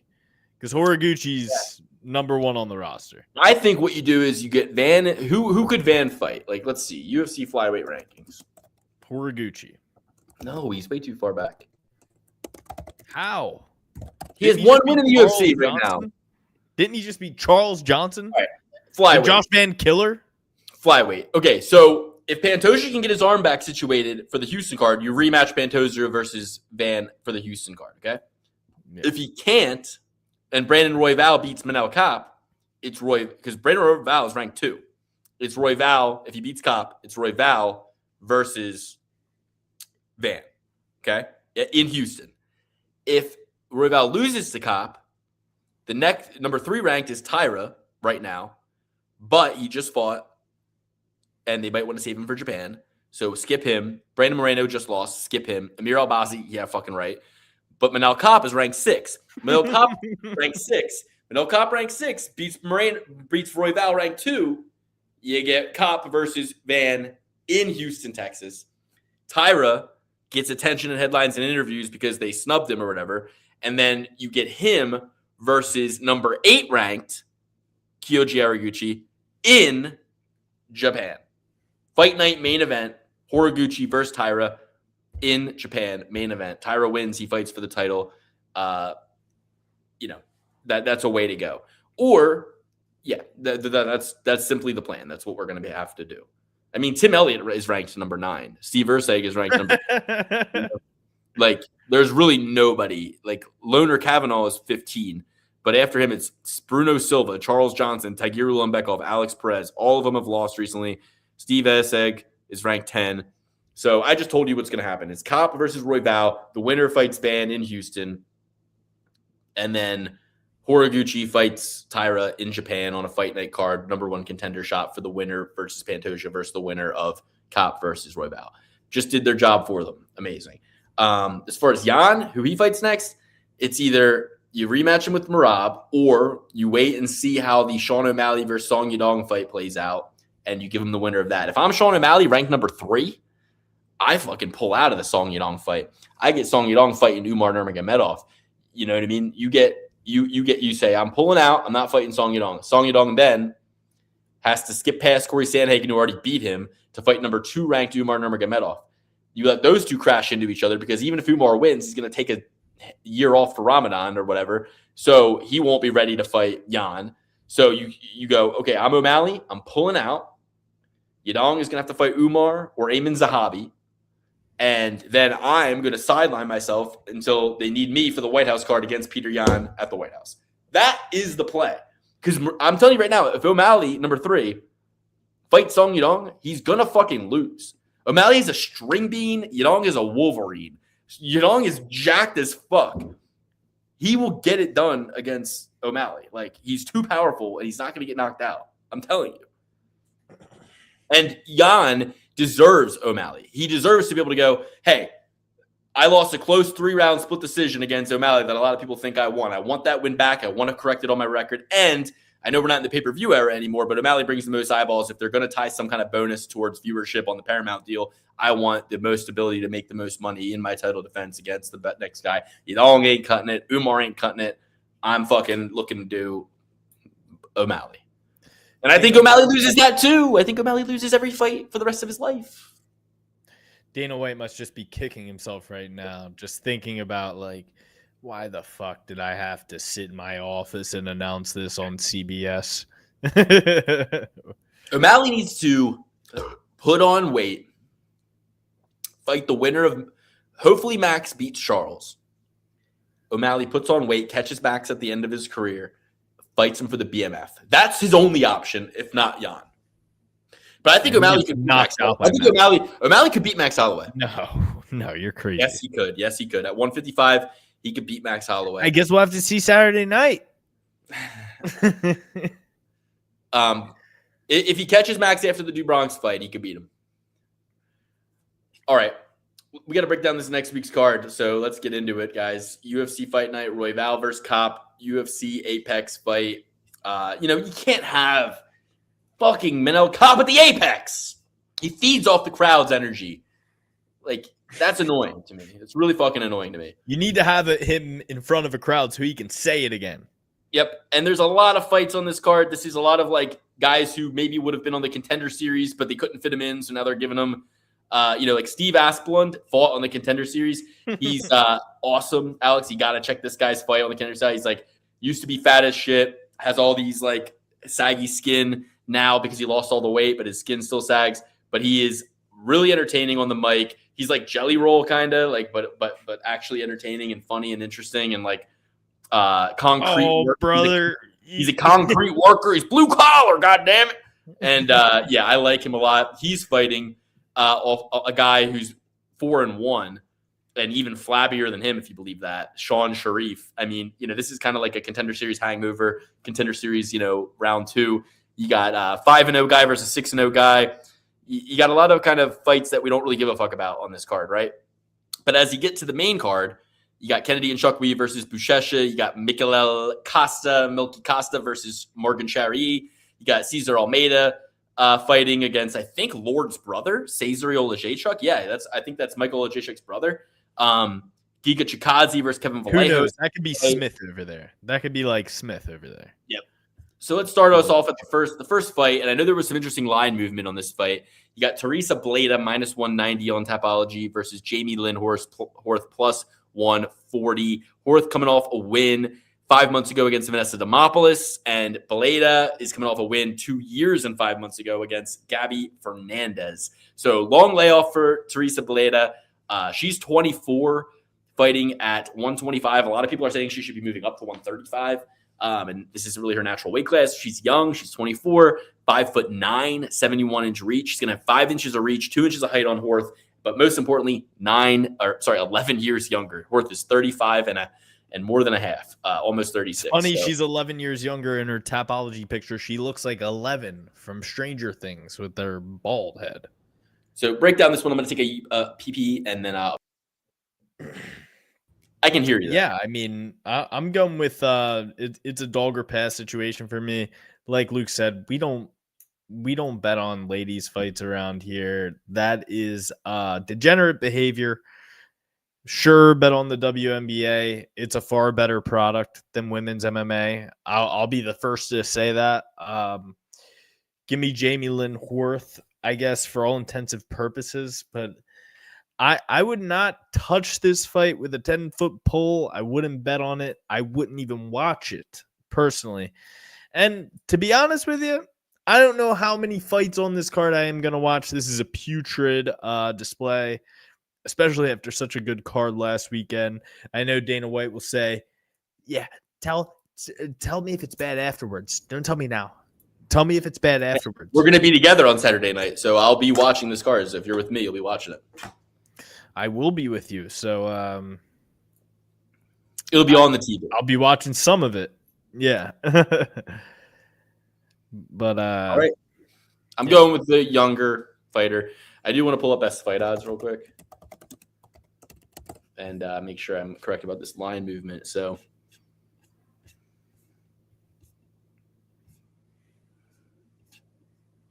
yeah, it looks like Bleda on best fight odds is showing on FanDuel at least, and on FanDuel minus 162. Okay. She started out at minus 194. So a lot of money coming in on Horth. I would like to just kind of catch the knife with Bleda and bet her at better odds than she opened. I think people are saying it's a bad open. You'd like to catch the Bleda? Yeah, catch the Bleda. She's taller, longer, younger. Give me Bleda. For cycling, guys, last card of the year, out with the old, in with the new. Fair enough. Next up, we got Alan Fry versus Guadalajara Pat. Is that backwards? That's got to be backwards. Kong versus AJ. We got a guy here. he doesn't even have an age. He's ageless. We don't know what he's up to. He fights in the LFA. He withdrew from a Contender Series fight. Hasn't fought since August of 2024.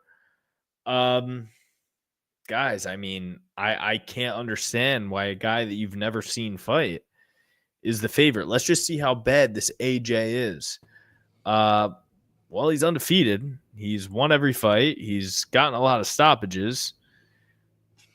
Guys, I mean, call me crazy. Call me crazy here. But I think I'm gonna go with AJ. Don't understand why a guy who has ducked every UFC opportunity that he's had in the past, year when he's been getting them, has been ducking them for so long. Sure, this guy looks like he's crafted from fucking stone and a beautiful, beautiful man here. And I'm sure I'm going to feel stupid once I see these guys walking out to the cage. I'm going to be like, I picked AJ on the show. Sure.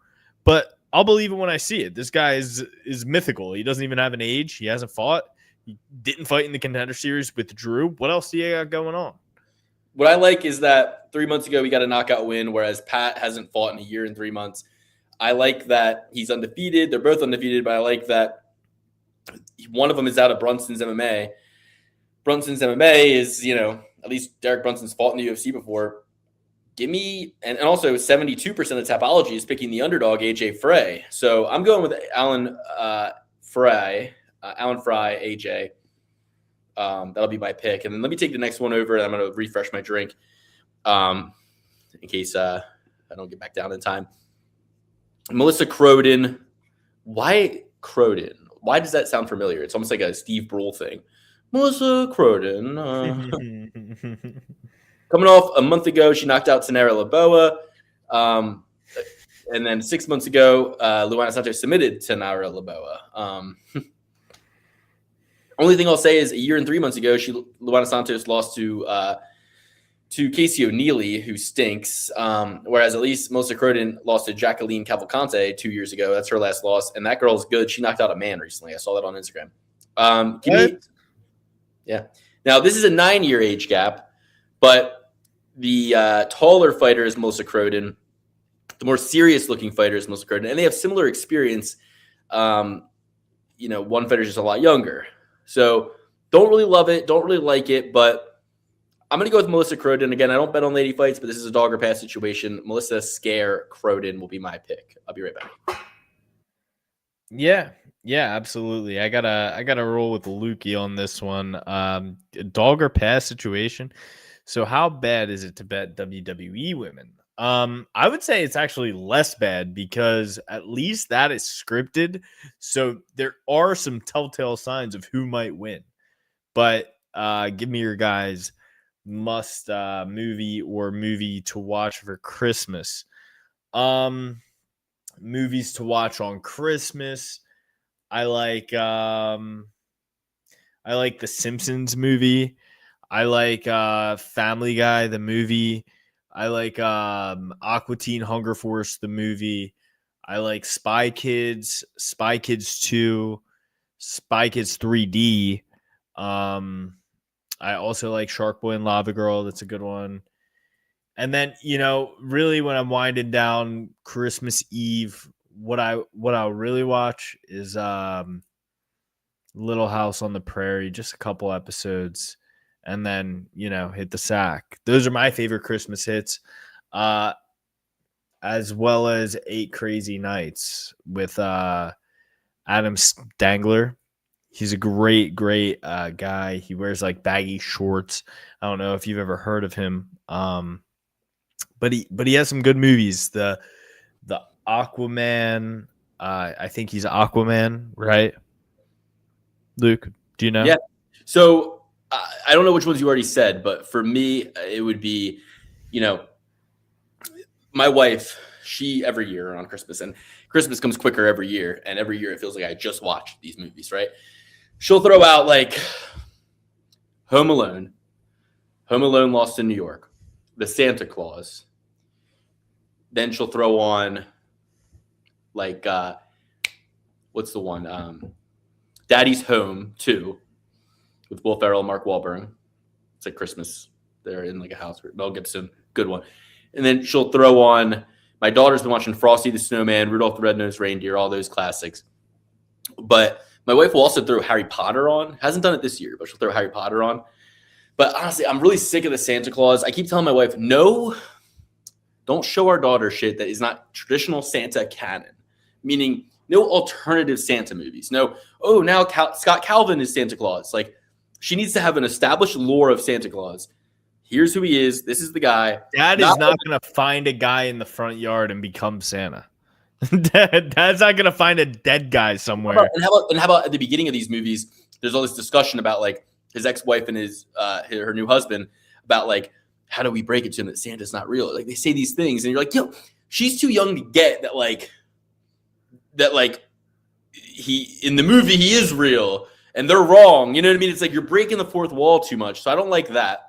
Red One, The Rock, I fucking hate that shit. I hate Violent Night, like all like this offshoot spin-offs of like, no, it's literally in the Santa Claus where he goes, Santa's driving a Panzer tank. He's driving a tank. He's like, and then Scott Calvin like laughs it off. Like, this isn't what Christmas is. Like, you don't make Christmas into this warlike thing. Like, it's already bad enough that like, Santa Claus, Satan, Saturn, the god of devouring children. Like, it's already bad enough that like I have to hear from my conspiracy theorist,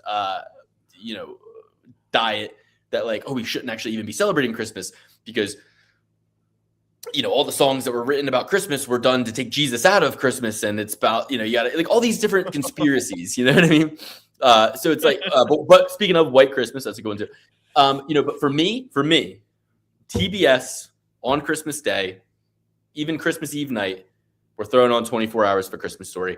And 24 Hours of a Christmas Story is humming along in the background of Christmas all day long. You don't sit down and watch the whole movie, but you're catching bits and pieces of it throughout the day until you're sick of it. Then, on Christmas, you're unwrapping, at least in my childhood, new DVDs. I got 8 Crazy Nights for Christmas one year. I watched that on Christmas. We got The Dark Knight for Christmas one year. You watch The Dark Knight. At Christmas night, you're not watching Christmas movies anymore. Now you're watching the new gifts and shit you got, But it's a Shout wonderful out to Hot Rod. Great movie. It's a Wonderful Life. Can't go wrong. A Christmas Story. Can't go wrong.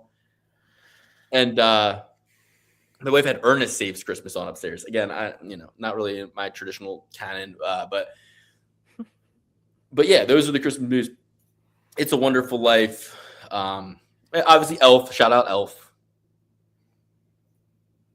Peter Dinklage. But Jingle All the Way. My wife throws that one on a lot. Claus. I don't know about that. My wife will throw on like movies that she doesn't really know. Like, is this a good? Like, she'll just see a Christmas movie. What's the hostage? The Hallmark channel. Throw on the Hallmark channel. Throw on. What's the hostage Christmas movie? Airheads? No. Die Hard. No, not that one. Die Hard. Me and my wife are actually going to watch Die Hard tonight. I'm not one of those hardos that's like Die Hard is a Christmas movie, but it is a Christmas movie, and I just love Die Hard. I think Die Hard is a good movie. Die Hard 1, Die Hard 2. I think that's like saying The Departed is a Boston movie. It is. It definitely is a Boston movie. Just because a movie takes place somewhere doesn't mean like The Town is more of a Boston movie than The Departed is. If you ask me, The Town is like he says when he quotes John Lennon, he says, I'm an artist. Give me a fucking tuba and I'll get you something out of it. He says tuber. Like, he calls a tuba a tuber. So it's like, that's yeah. Boston. But is Batman a Pittsburgh movie? No, Batman. First of all, Gotham City is modeled after modern day Chicago. Yeah, but they filmed it. Chris Nolan, don't know if you know this, Chris, friend of mine, from Pittsburgh. To answer your question, no, Batman is not a Pittsburgh movie. The Departed is a Boston movie. I answered your question. Now let's move on. I guess if Batman was like, what are yins up to?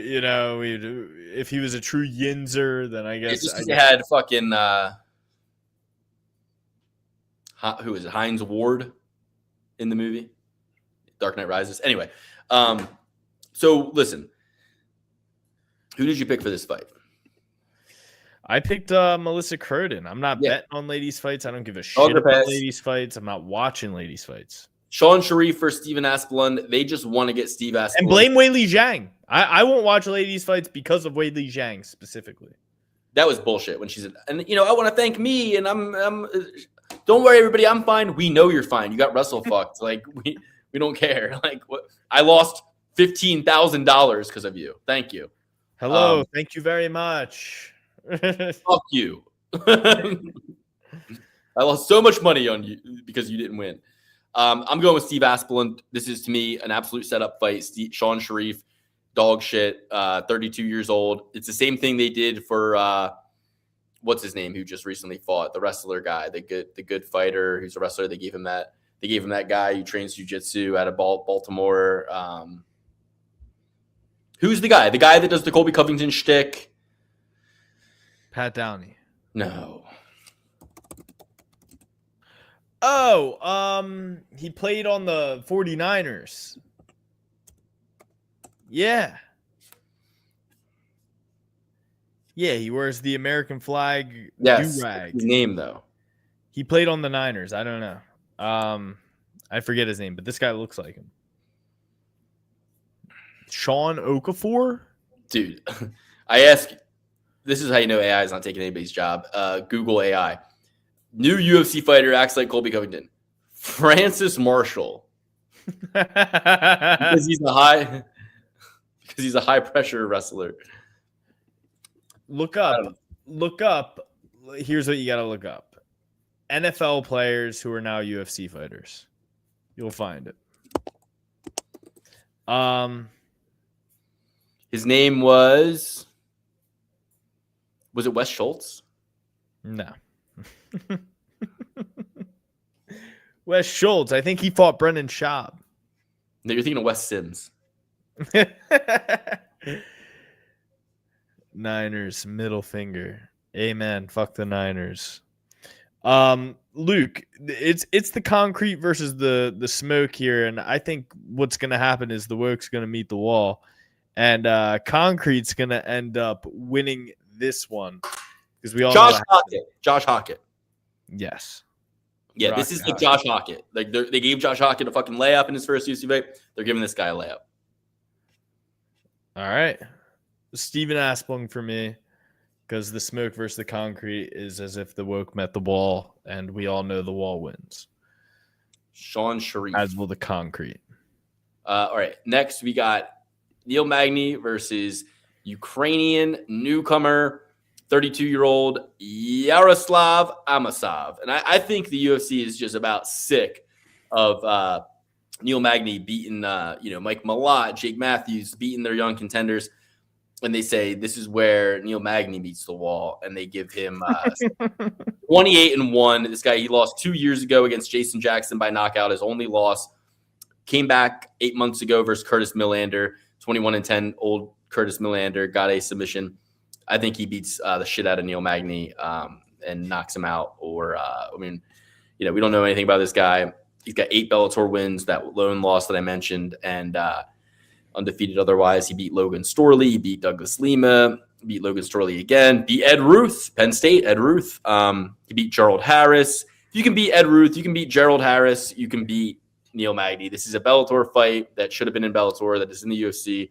Give me Yaroslav Amosov. Minus 335. Don't love it for a UFC newcomer, but you won't catch me betting Neil Magny anything south of plus 400 these days.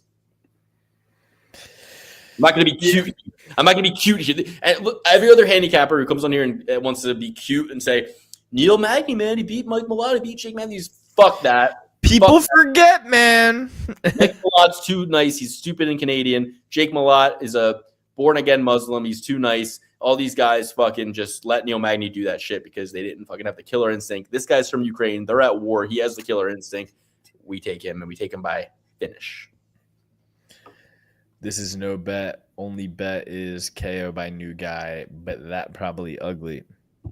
Yeah, right. You're gonna get plus 120 on a minus 335 favorite by knockout here. Give me the new guy. Give me the new guy. like Luke said, Neil Magny's old. He's at welterweight, lower weight class, and he's a 38 years of age. Really big guy for the weight class. Like Luke said, hold your nose. Take the other guy. Maybe hedge on Magny. He spoils the party sometimes, but I don't think he does this fight. Yep. Next, we got Jillian Robertson, 30 years old versus 38. No, Joe Anderson Burrito versus Magdam Bagdasarian. Yes, you're right. Sorry about that. Okay, Melzik Bagdasarian. I can never really forgive him for that loss against Gene Silva. Looking up at the ref, like, are you going to stop it? Like, bitch shit. 8-3 at 33. Not enough fights and not enough time. His opponent's got 24 fights, and he's 3 years younger.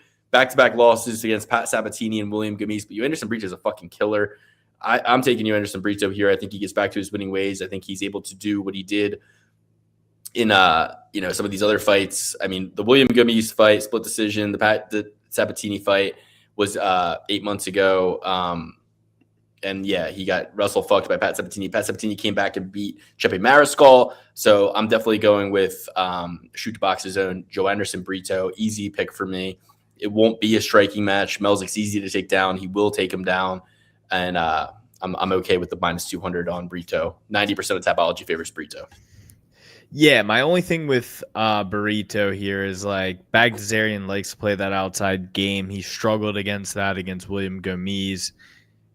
You worry about it here. He is a big favorite. I like him a lot more than I like Bagdasarian. And, you might think Bagdasarian's the younger guy if you just look at these two dudes, but Burrito is, in fact, the younger guy with a lot more experience. I think he goes out there and beats the shit out of Bagdasarian.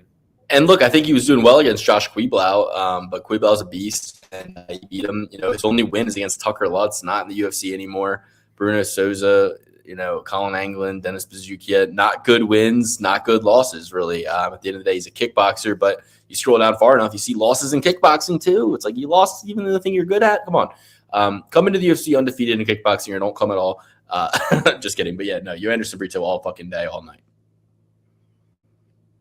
All right, now we got Amanda Lemos versus Jillian Robertson. I'm going to go with the Savage here. She's been putting in the hours. She's been putting in the work. She's young as hell. She's got a lot of fights. She's been fighting on the UFC level for a while. Give me Jillian Robertson. But, that being said, you shouldn't bet on ladies' fights. And if you do, you should take the underdog. But I think Jillian Robertson's going to win. I'm comfortable with the -175 here if I were to bet it. At the end of the day, she's ranked number 9 at strawweight. She's 13-6 in the UFC, but you got to think a lot of her worst days are behind her. A lot of those losses, lost her first ever professional fight against Hannah Goldie, lost to Cynthia Calvillo, lost to Maura Buenasilva, lost to Macy Barber, lost to Talia Santos, lost against Miranda Maverick.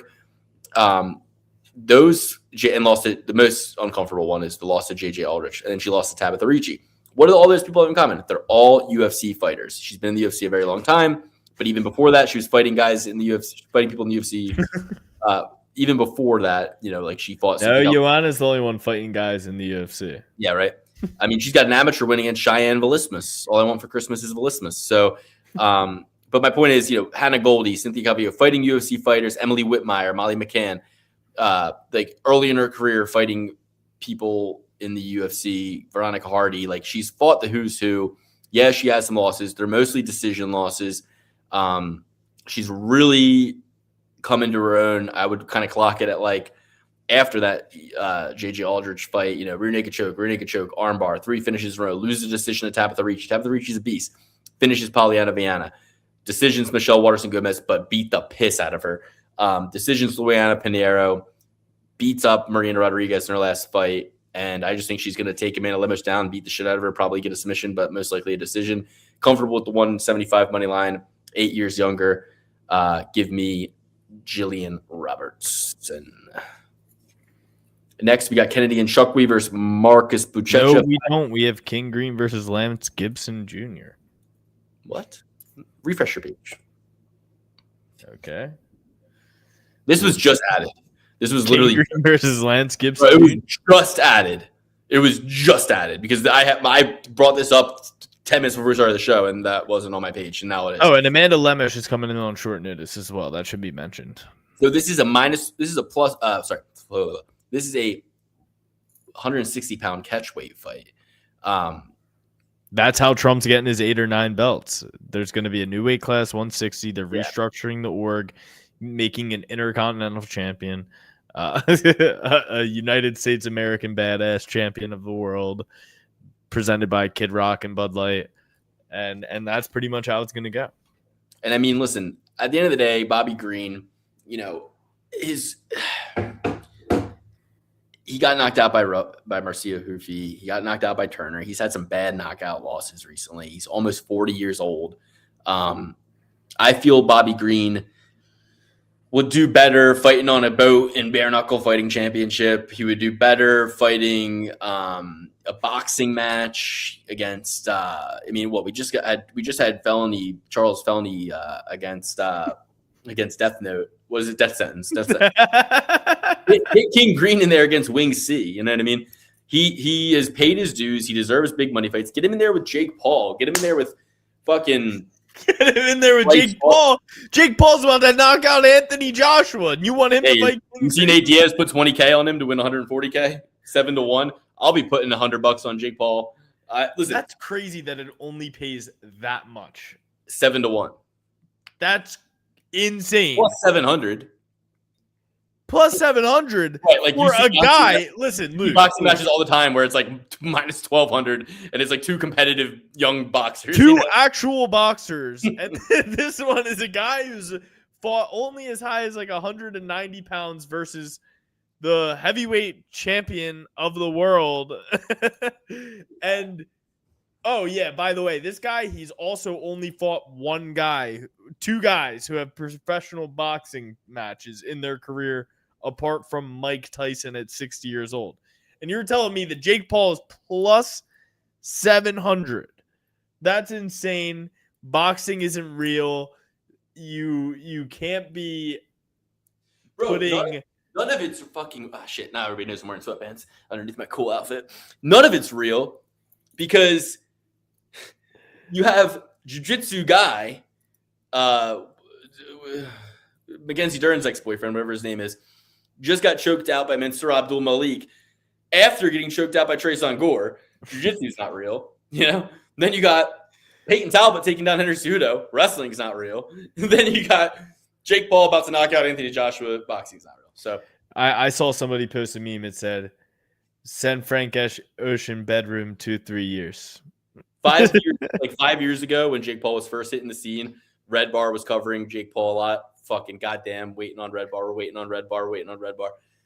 He said something that really stuck with me. He said, he was like, they were talking about like Jake Paul's next fight or something. He's like, this guy wants to fight Jake Paul, or he said something. He was like, Jake Paul's the toughest guy we got. Like that, you know. Really, it's like Jake Paul should just be my hero. Like, there's no reason why he shouldn't be my hero.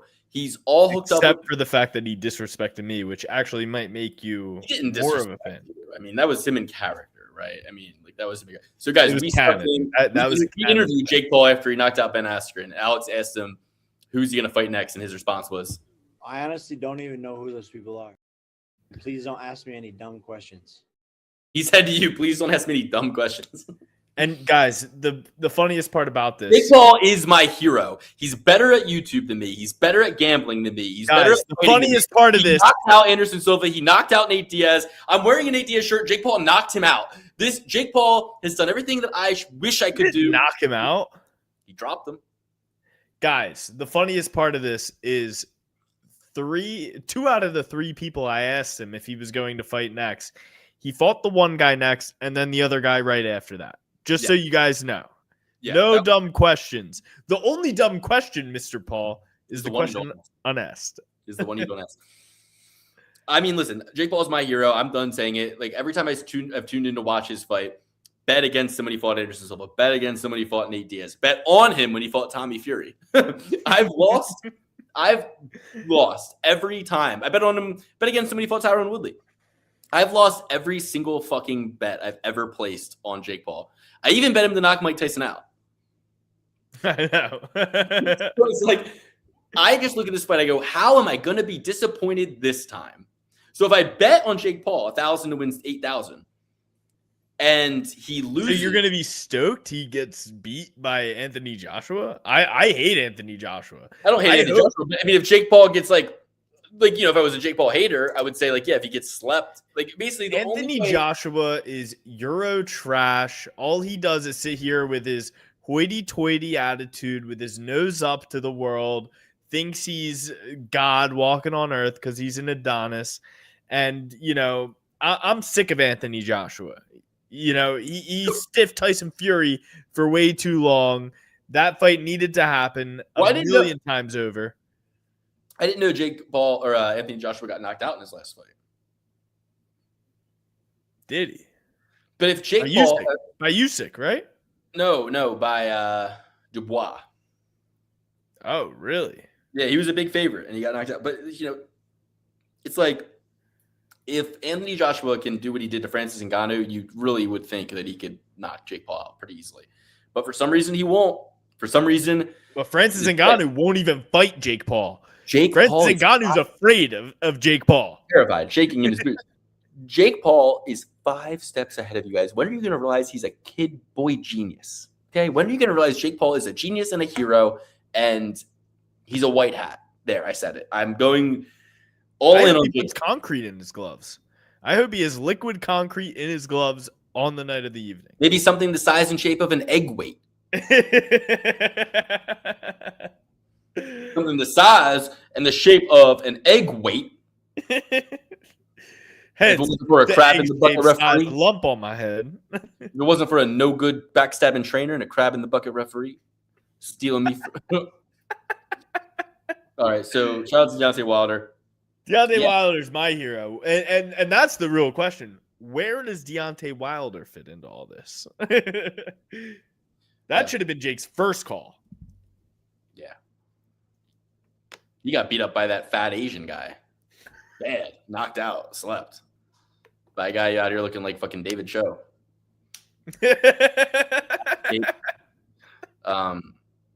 So yeah, I'm going with I'm going against King Green. I mean, I'm going with Lance Gibson Jr. I know nothing about him, but but the fact that he's 30 years old, I think he goes in there, he takes Bobby Green down, he submits him with an arm triangle choke. Did Bellator have a fucking going out of business sale or something? Why do we have so many Bellatorians on here? Totally. I mean, we looked it up. The PFL had 8 events in the last year. They're not doing shit. They inherited. Oh yeah, but I'm gonna sign with the PFL because they let me put ads on my shorts. So actually, if you really think about it, you make more money on the PFL, even though you only fight twice a year, and there's 400 of us on the roster, and there's only, 48 spots for the entire year to fight. That sinking ship, get out while you can. And same with 1FC. Mighty Mouse sunk a hole in 1FC. Yeah. Give me Lance Gibson Jr., LGJ, TQ, RX. The G's, the B's, the T's. Give me Lance Gibson Jr.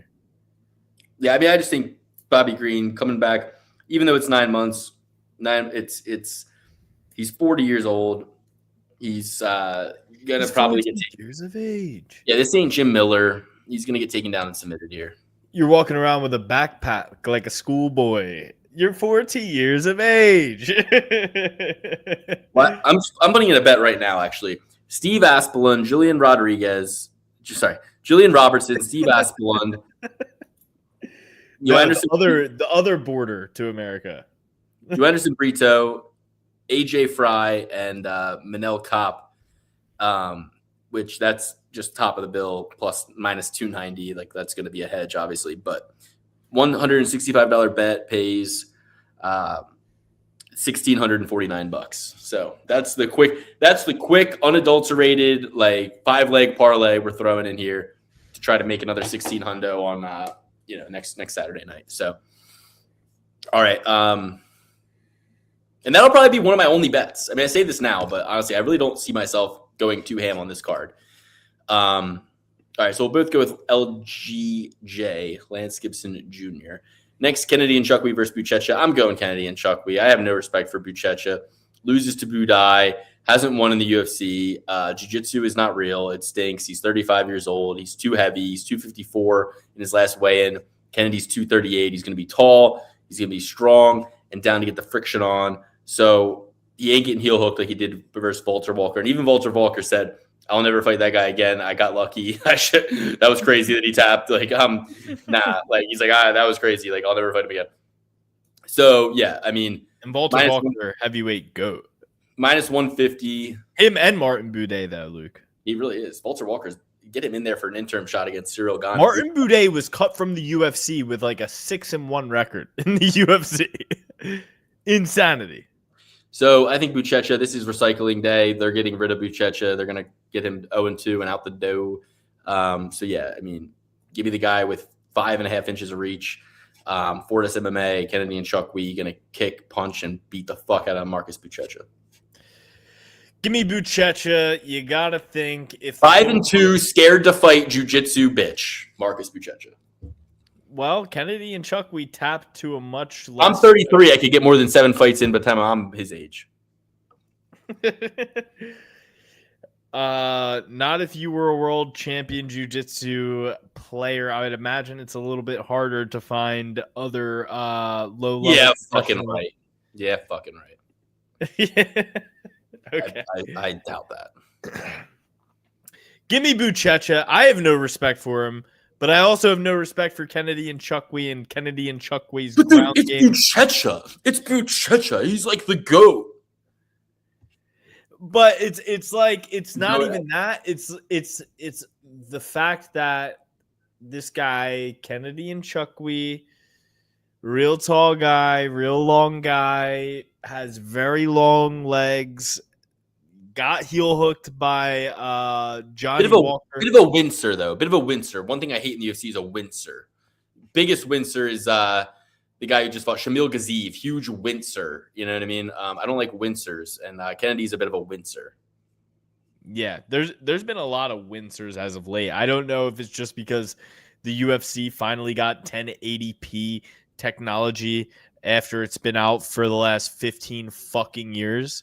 That I'm noticing a lot more wincing now. The only guy I ever saw wince was Forrest Griffin, and it's because he would sprint out of the octagon every time he lost. That was the only time you ever saw someone wince in your life. But give me Buchecha. He's going to submit Kennedy and Chuck Wee. If you're getting submitted by Walter Walker, I would imagine Buchecha has a more diverse skill set on the ground than Walter Walker. And I'll take Buchecha. Next fight, Milky Costa. He's going by the Dalmatian now. That's his new nickname. Morgan Charrier, the last pirate. Minus 120 Costa, minus 110 Charrier. Charrier lost to Nathaniel Wood, close fight, lost split decision to Chepe Mariscal, knocked out Gabriel Miranda, knocked out Nate Landwehr. Costa beat Julian Rosa by decision, Christian Rodriguez by decision. Submitted Shylan Nerdebecki and Andre Feely. Before that, got knocked out by Steve Garcia. I'm going with Charrier here. Not really a fight I want to bet. Not really a fight I want too much to do with. I just kind of think Costa's, he got cut. Or did he get cut? I feel like he got cut. He came back. I feel like Costa's won too much. And every time I've been kind of like, yeah, that was close. And like the other guy had a chance. And like, I don't know. I just think Charrier is a little bit more professional, polished, and arrogant French, European scumbag, Euro trash, just like yeah, exactly. In a good way. A good way. Lifts his nose up at other people. And I'm taking Charrier as well. I mean, I'll admit, Costa's been a thorn in my side. I've probably gotten every single fight with him involved in it incorrect since the genesis of this show. But I'm going to go with Morgan Charrier, the last pirate. I've been watching a lot of pirate-themed things lately. A lot of memes where all the guys are pirates. It makes Young Thug a pirate, and he's talking about sailing the 7 seas rather than hitting different sets. So, give me the last pirate. I think it's a sign. Yep. Next, we got Cesar Alajayshuk versus Cesar Almeida. Cesar versus Cesar. I'm looking at where Cesar trains, and yes, it indeed looks. No, actually, I'm not sure that he is Lord's brother. Lord fights at the Fight Nurse. Now he fights at the Fighting Nerds. Yeah, He Let's is a see. fighting nerd. Yeah, it's his brother is Michael Olajaychuk. So this is From Lord's another brother. mother? This is Lord's brother. I'm going with Cesar Olajaychuk. He's much younger, Polish power, getting this opportunity for a reason. -150 favorite, 6'3". I'm going with the Polish power to beat Cesar Ahmed. He's only 7-1. He lost to Roman Kape by split decision. Also, kind of lost to Ihor Potieria by. He beat Ihor Potieria, but it should have been a draw. They should have taken a point away. He was not fighting fair. I don't fuck with that shit. This sucks. Abdul Raka. They stood. Yeah. I'm going with Cesar Olajaychuk, Lord's brother. Yeah, I think Cesar Almeida beat Alex Pierre before. Went 1-2 against Alex Pierre in kickboxing. That doesn't mean dick. I'm going to take the younger guy. I know that Alex Pierre had all this success, but Cesar Almeida really hasn't fought anybody. We'll see. I think the world of Lord. I think Lord is one of the best guys we've got. I love Poland, legendary Polish power. It took everything in me to go against Joanna Jędrzejczyk in that Jamal Hill beef. I'm on Jamal's side. Any woman steps to my girl, I might have to step in the middle. You never know. You got to defend your honor and defend your lady. Man, woman, or child attacking them. Bear, man, bear, or pig, either. Give me Olajaychuk. Next, we got Kevin Vallejos, El Chino versus Giga Shikadze. Giga coming off a loss to David Onama 7 months ago, lost to Arnold Allen a year and 4 months ago. Last win was against Alex Caceres. Before that, he knocked out Edson Barbosa, but that was 4 years ago. Lost that decision to Calvin Kattar. He's 37. I think the world of Giga Shikadze. He's really good. I appreciate him. He missed weight in his last fight by a pound. He's going to be coming in the 37 years of age. Exactly. I mean, he's 13 years older at 145 than his opponent, who is 16-1. 16-1 with a decision win against Danny Silva in his last fight. Knocked out Soo Woo Choi. Knocked out Cam Heeg on the Contender Series. I'm going with Kevin Vallejos here. Don't love the odds, but I think he gets the job done. I mean, dude, you lose to Calvin Kattar, all bets are off. Those guys, Tyson Chartier is one of the worst coaches ever, and you pride yourself on your striking, and you got beat in a striking match by Calvin Kattar. Get the fuck out of here. I love Giga, but after that was the coffin nail for me. I couldn't trust him with anything. I wouldn't trust him with a pair of shoes, even if he worked in a bowling alley. Give me Kevin Vallejos. All right, and last we got Brandon Raw Dog Royval versus Manel Kape. Alex, take it away. I think that Brandon Moreno is just a little too soy here. I love Manel Kape. I think Manel Kape wins this. I think that if Brandon Royval, if Brandon Moreno is breaking your arm by taking you down, what's Manel Kape gonna do to you? He's gonna Josh Ban, Alex Pantoja you. Give me the Star Boy. Give me Manel Kape.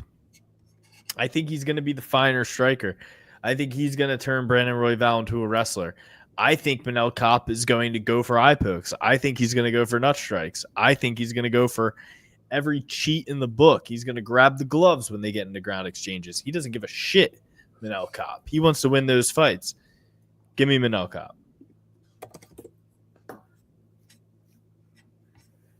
Yeah, I mean, listen.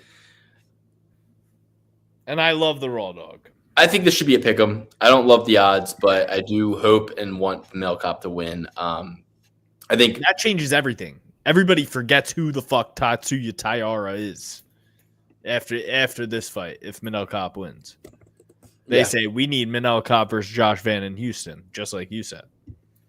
Exactly. I think he's got a lot to fight for.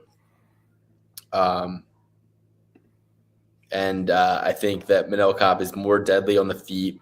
Brandon Royval is not the type to get him to the ground, and he is the type to oblige a striking match all day. all night. Manel Kape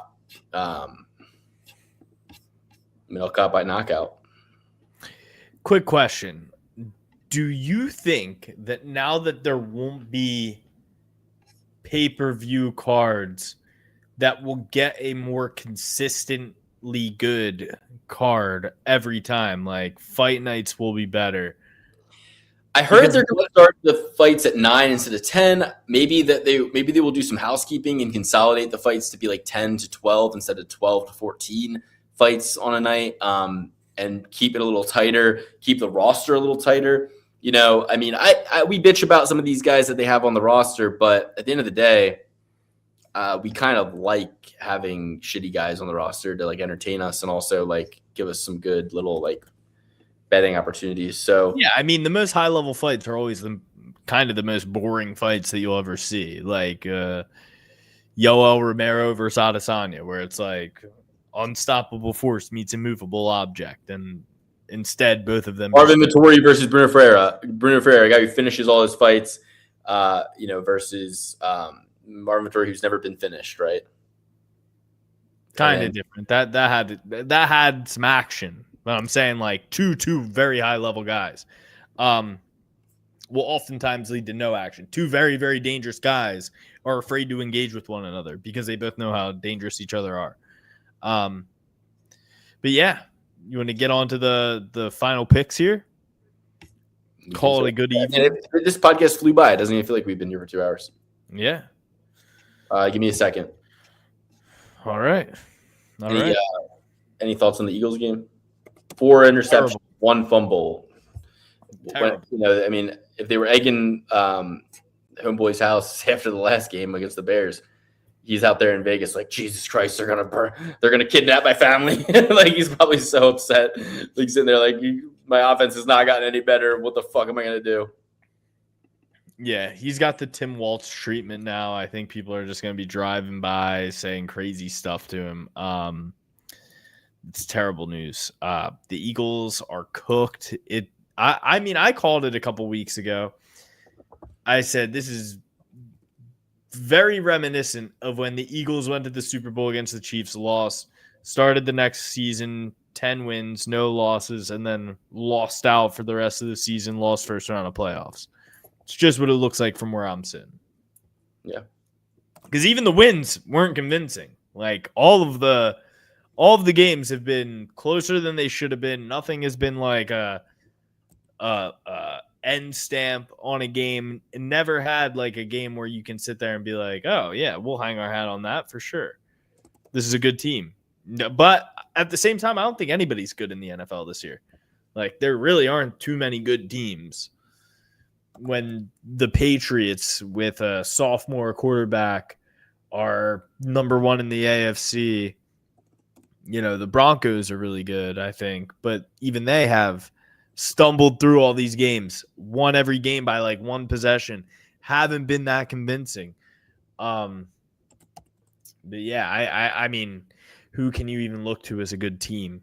The fucking Patriots lost to the Raiders, the worst team in the NFL. It's crazy. You can't point to any team and say they're unstoppable. The Rams, the odds on favorite to win the Super Bowl this year is the LA Rams. They lost to the Panthers. You know, people disrespect the Panthers. I'm pretty sure there's only one fight we didn't agree on this week. So welcome to the Agreeable Guys podcast. At least we're the 2 best pickers and the 2 best bettors on the show. You're going with me, top to bottom, Manel Kape, Kevin Vallejos, Cesar Olajeszek, Morgan Charriere. That's probably going to lose. Kennedy and Chukwi. I got Buchecha on that one. No, I know. Oh, yeah, I know. That's the one. I know. LGJR, Gibson Jr. over King Green. Jillian Robertson, Yoanderson Brito, Asimov, Stephen Aspelund, Melissa Croden, don't bet, Alan Fry Jr., Teresa Bleda. I've got Jamie Linhorth. Okay, so 2 fights we don't agree on. Yeah. So every other fight is double P certified.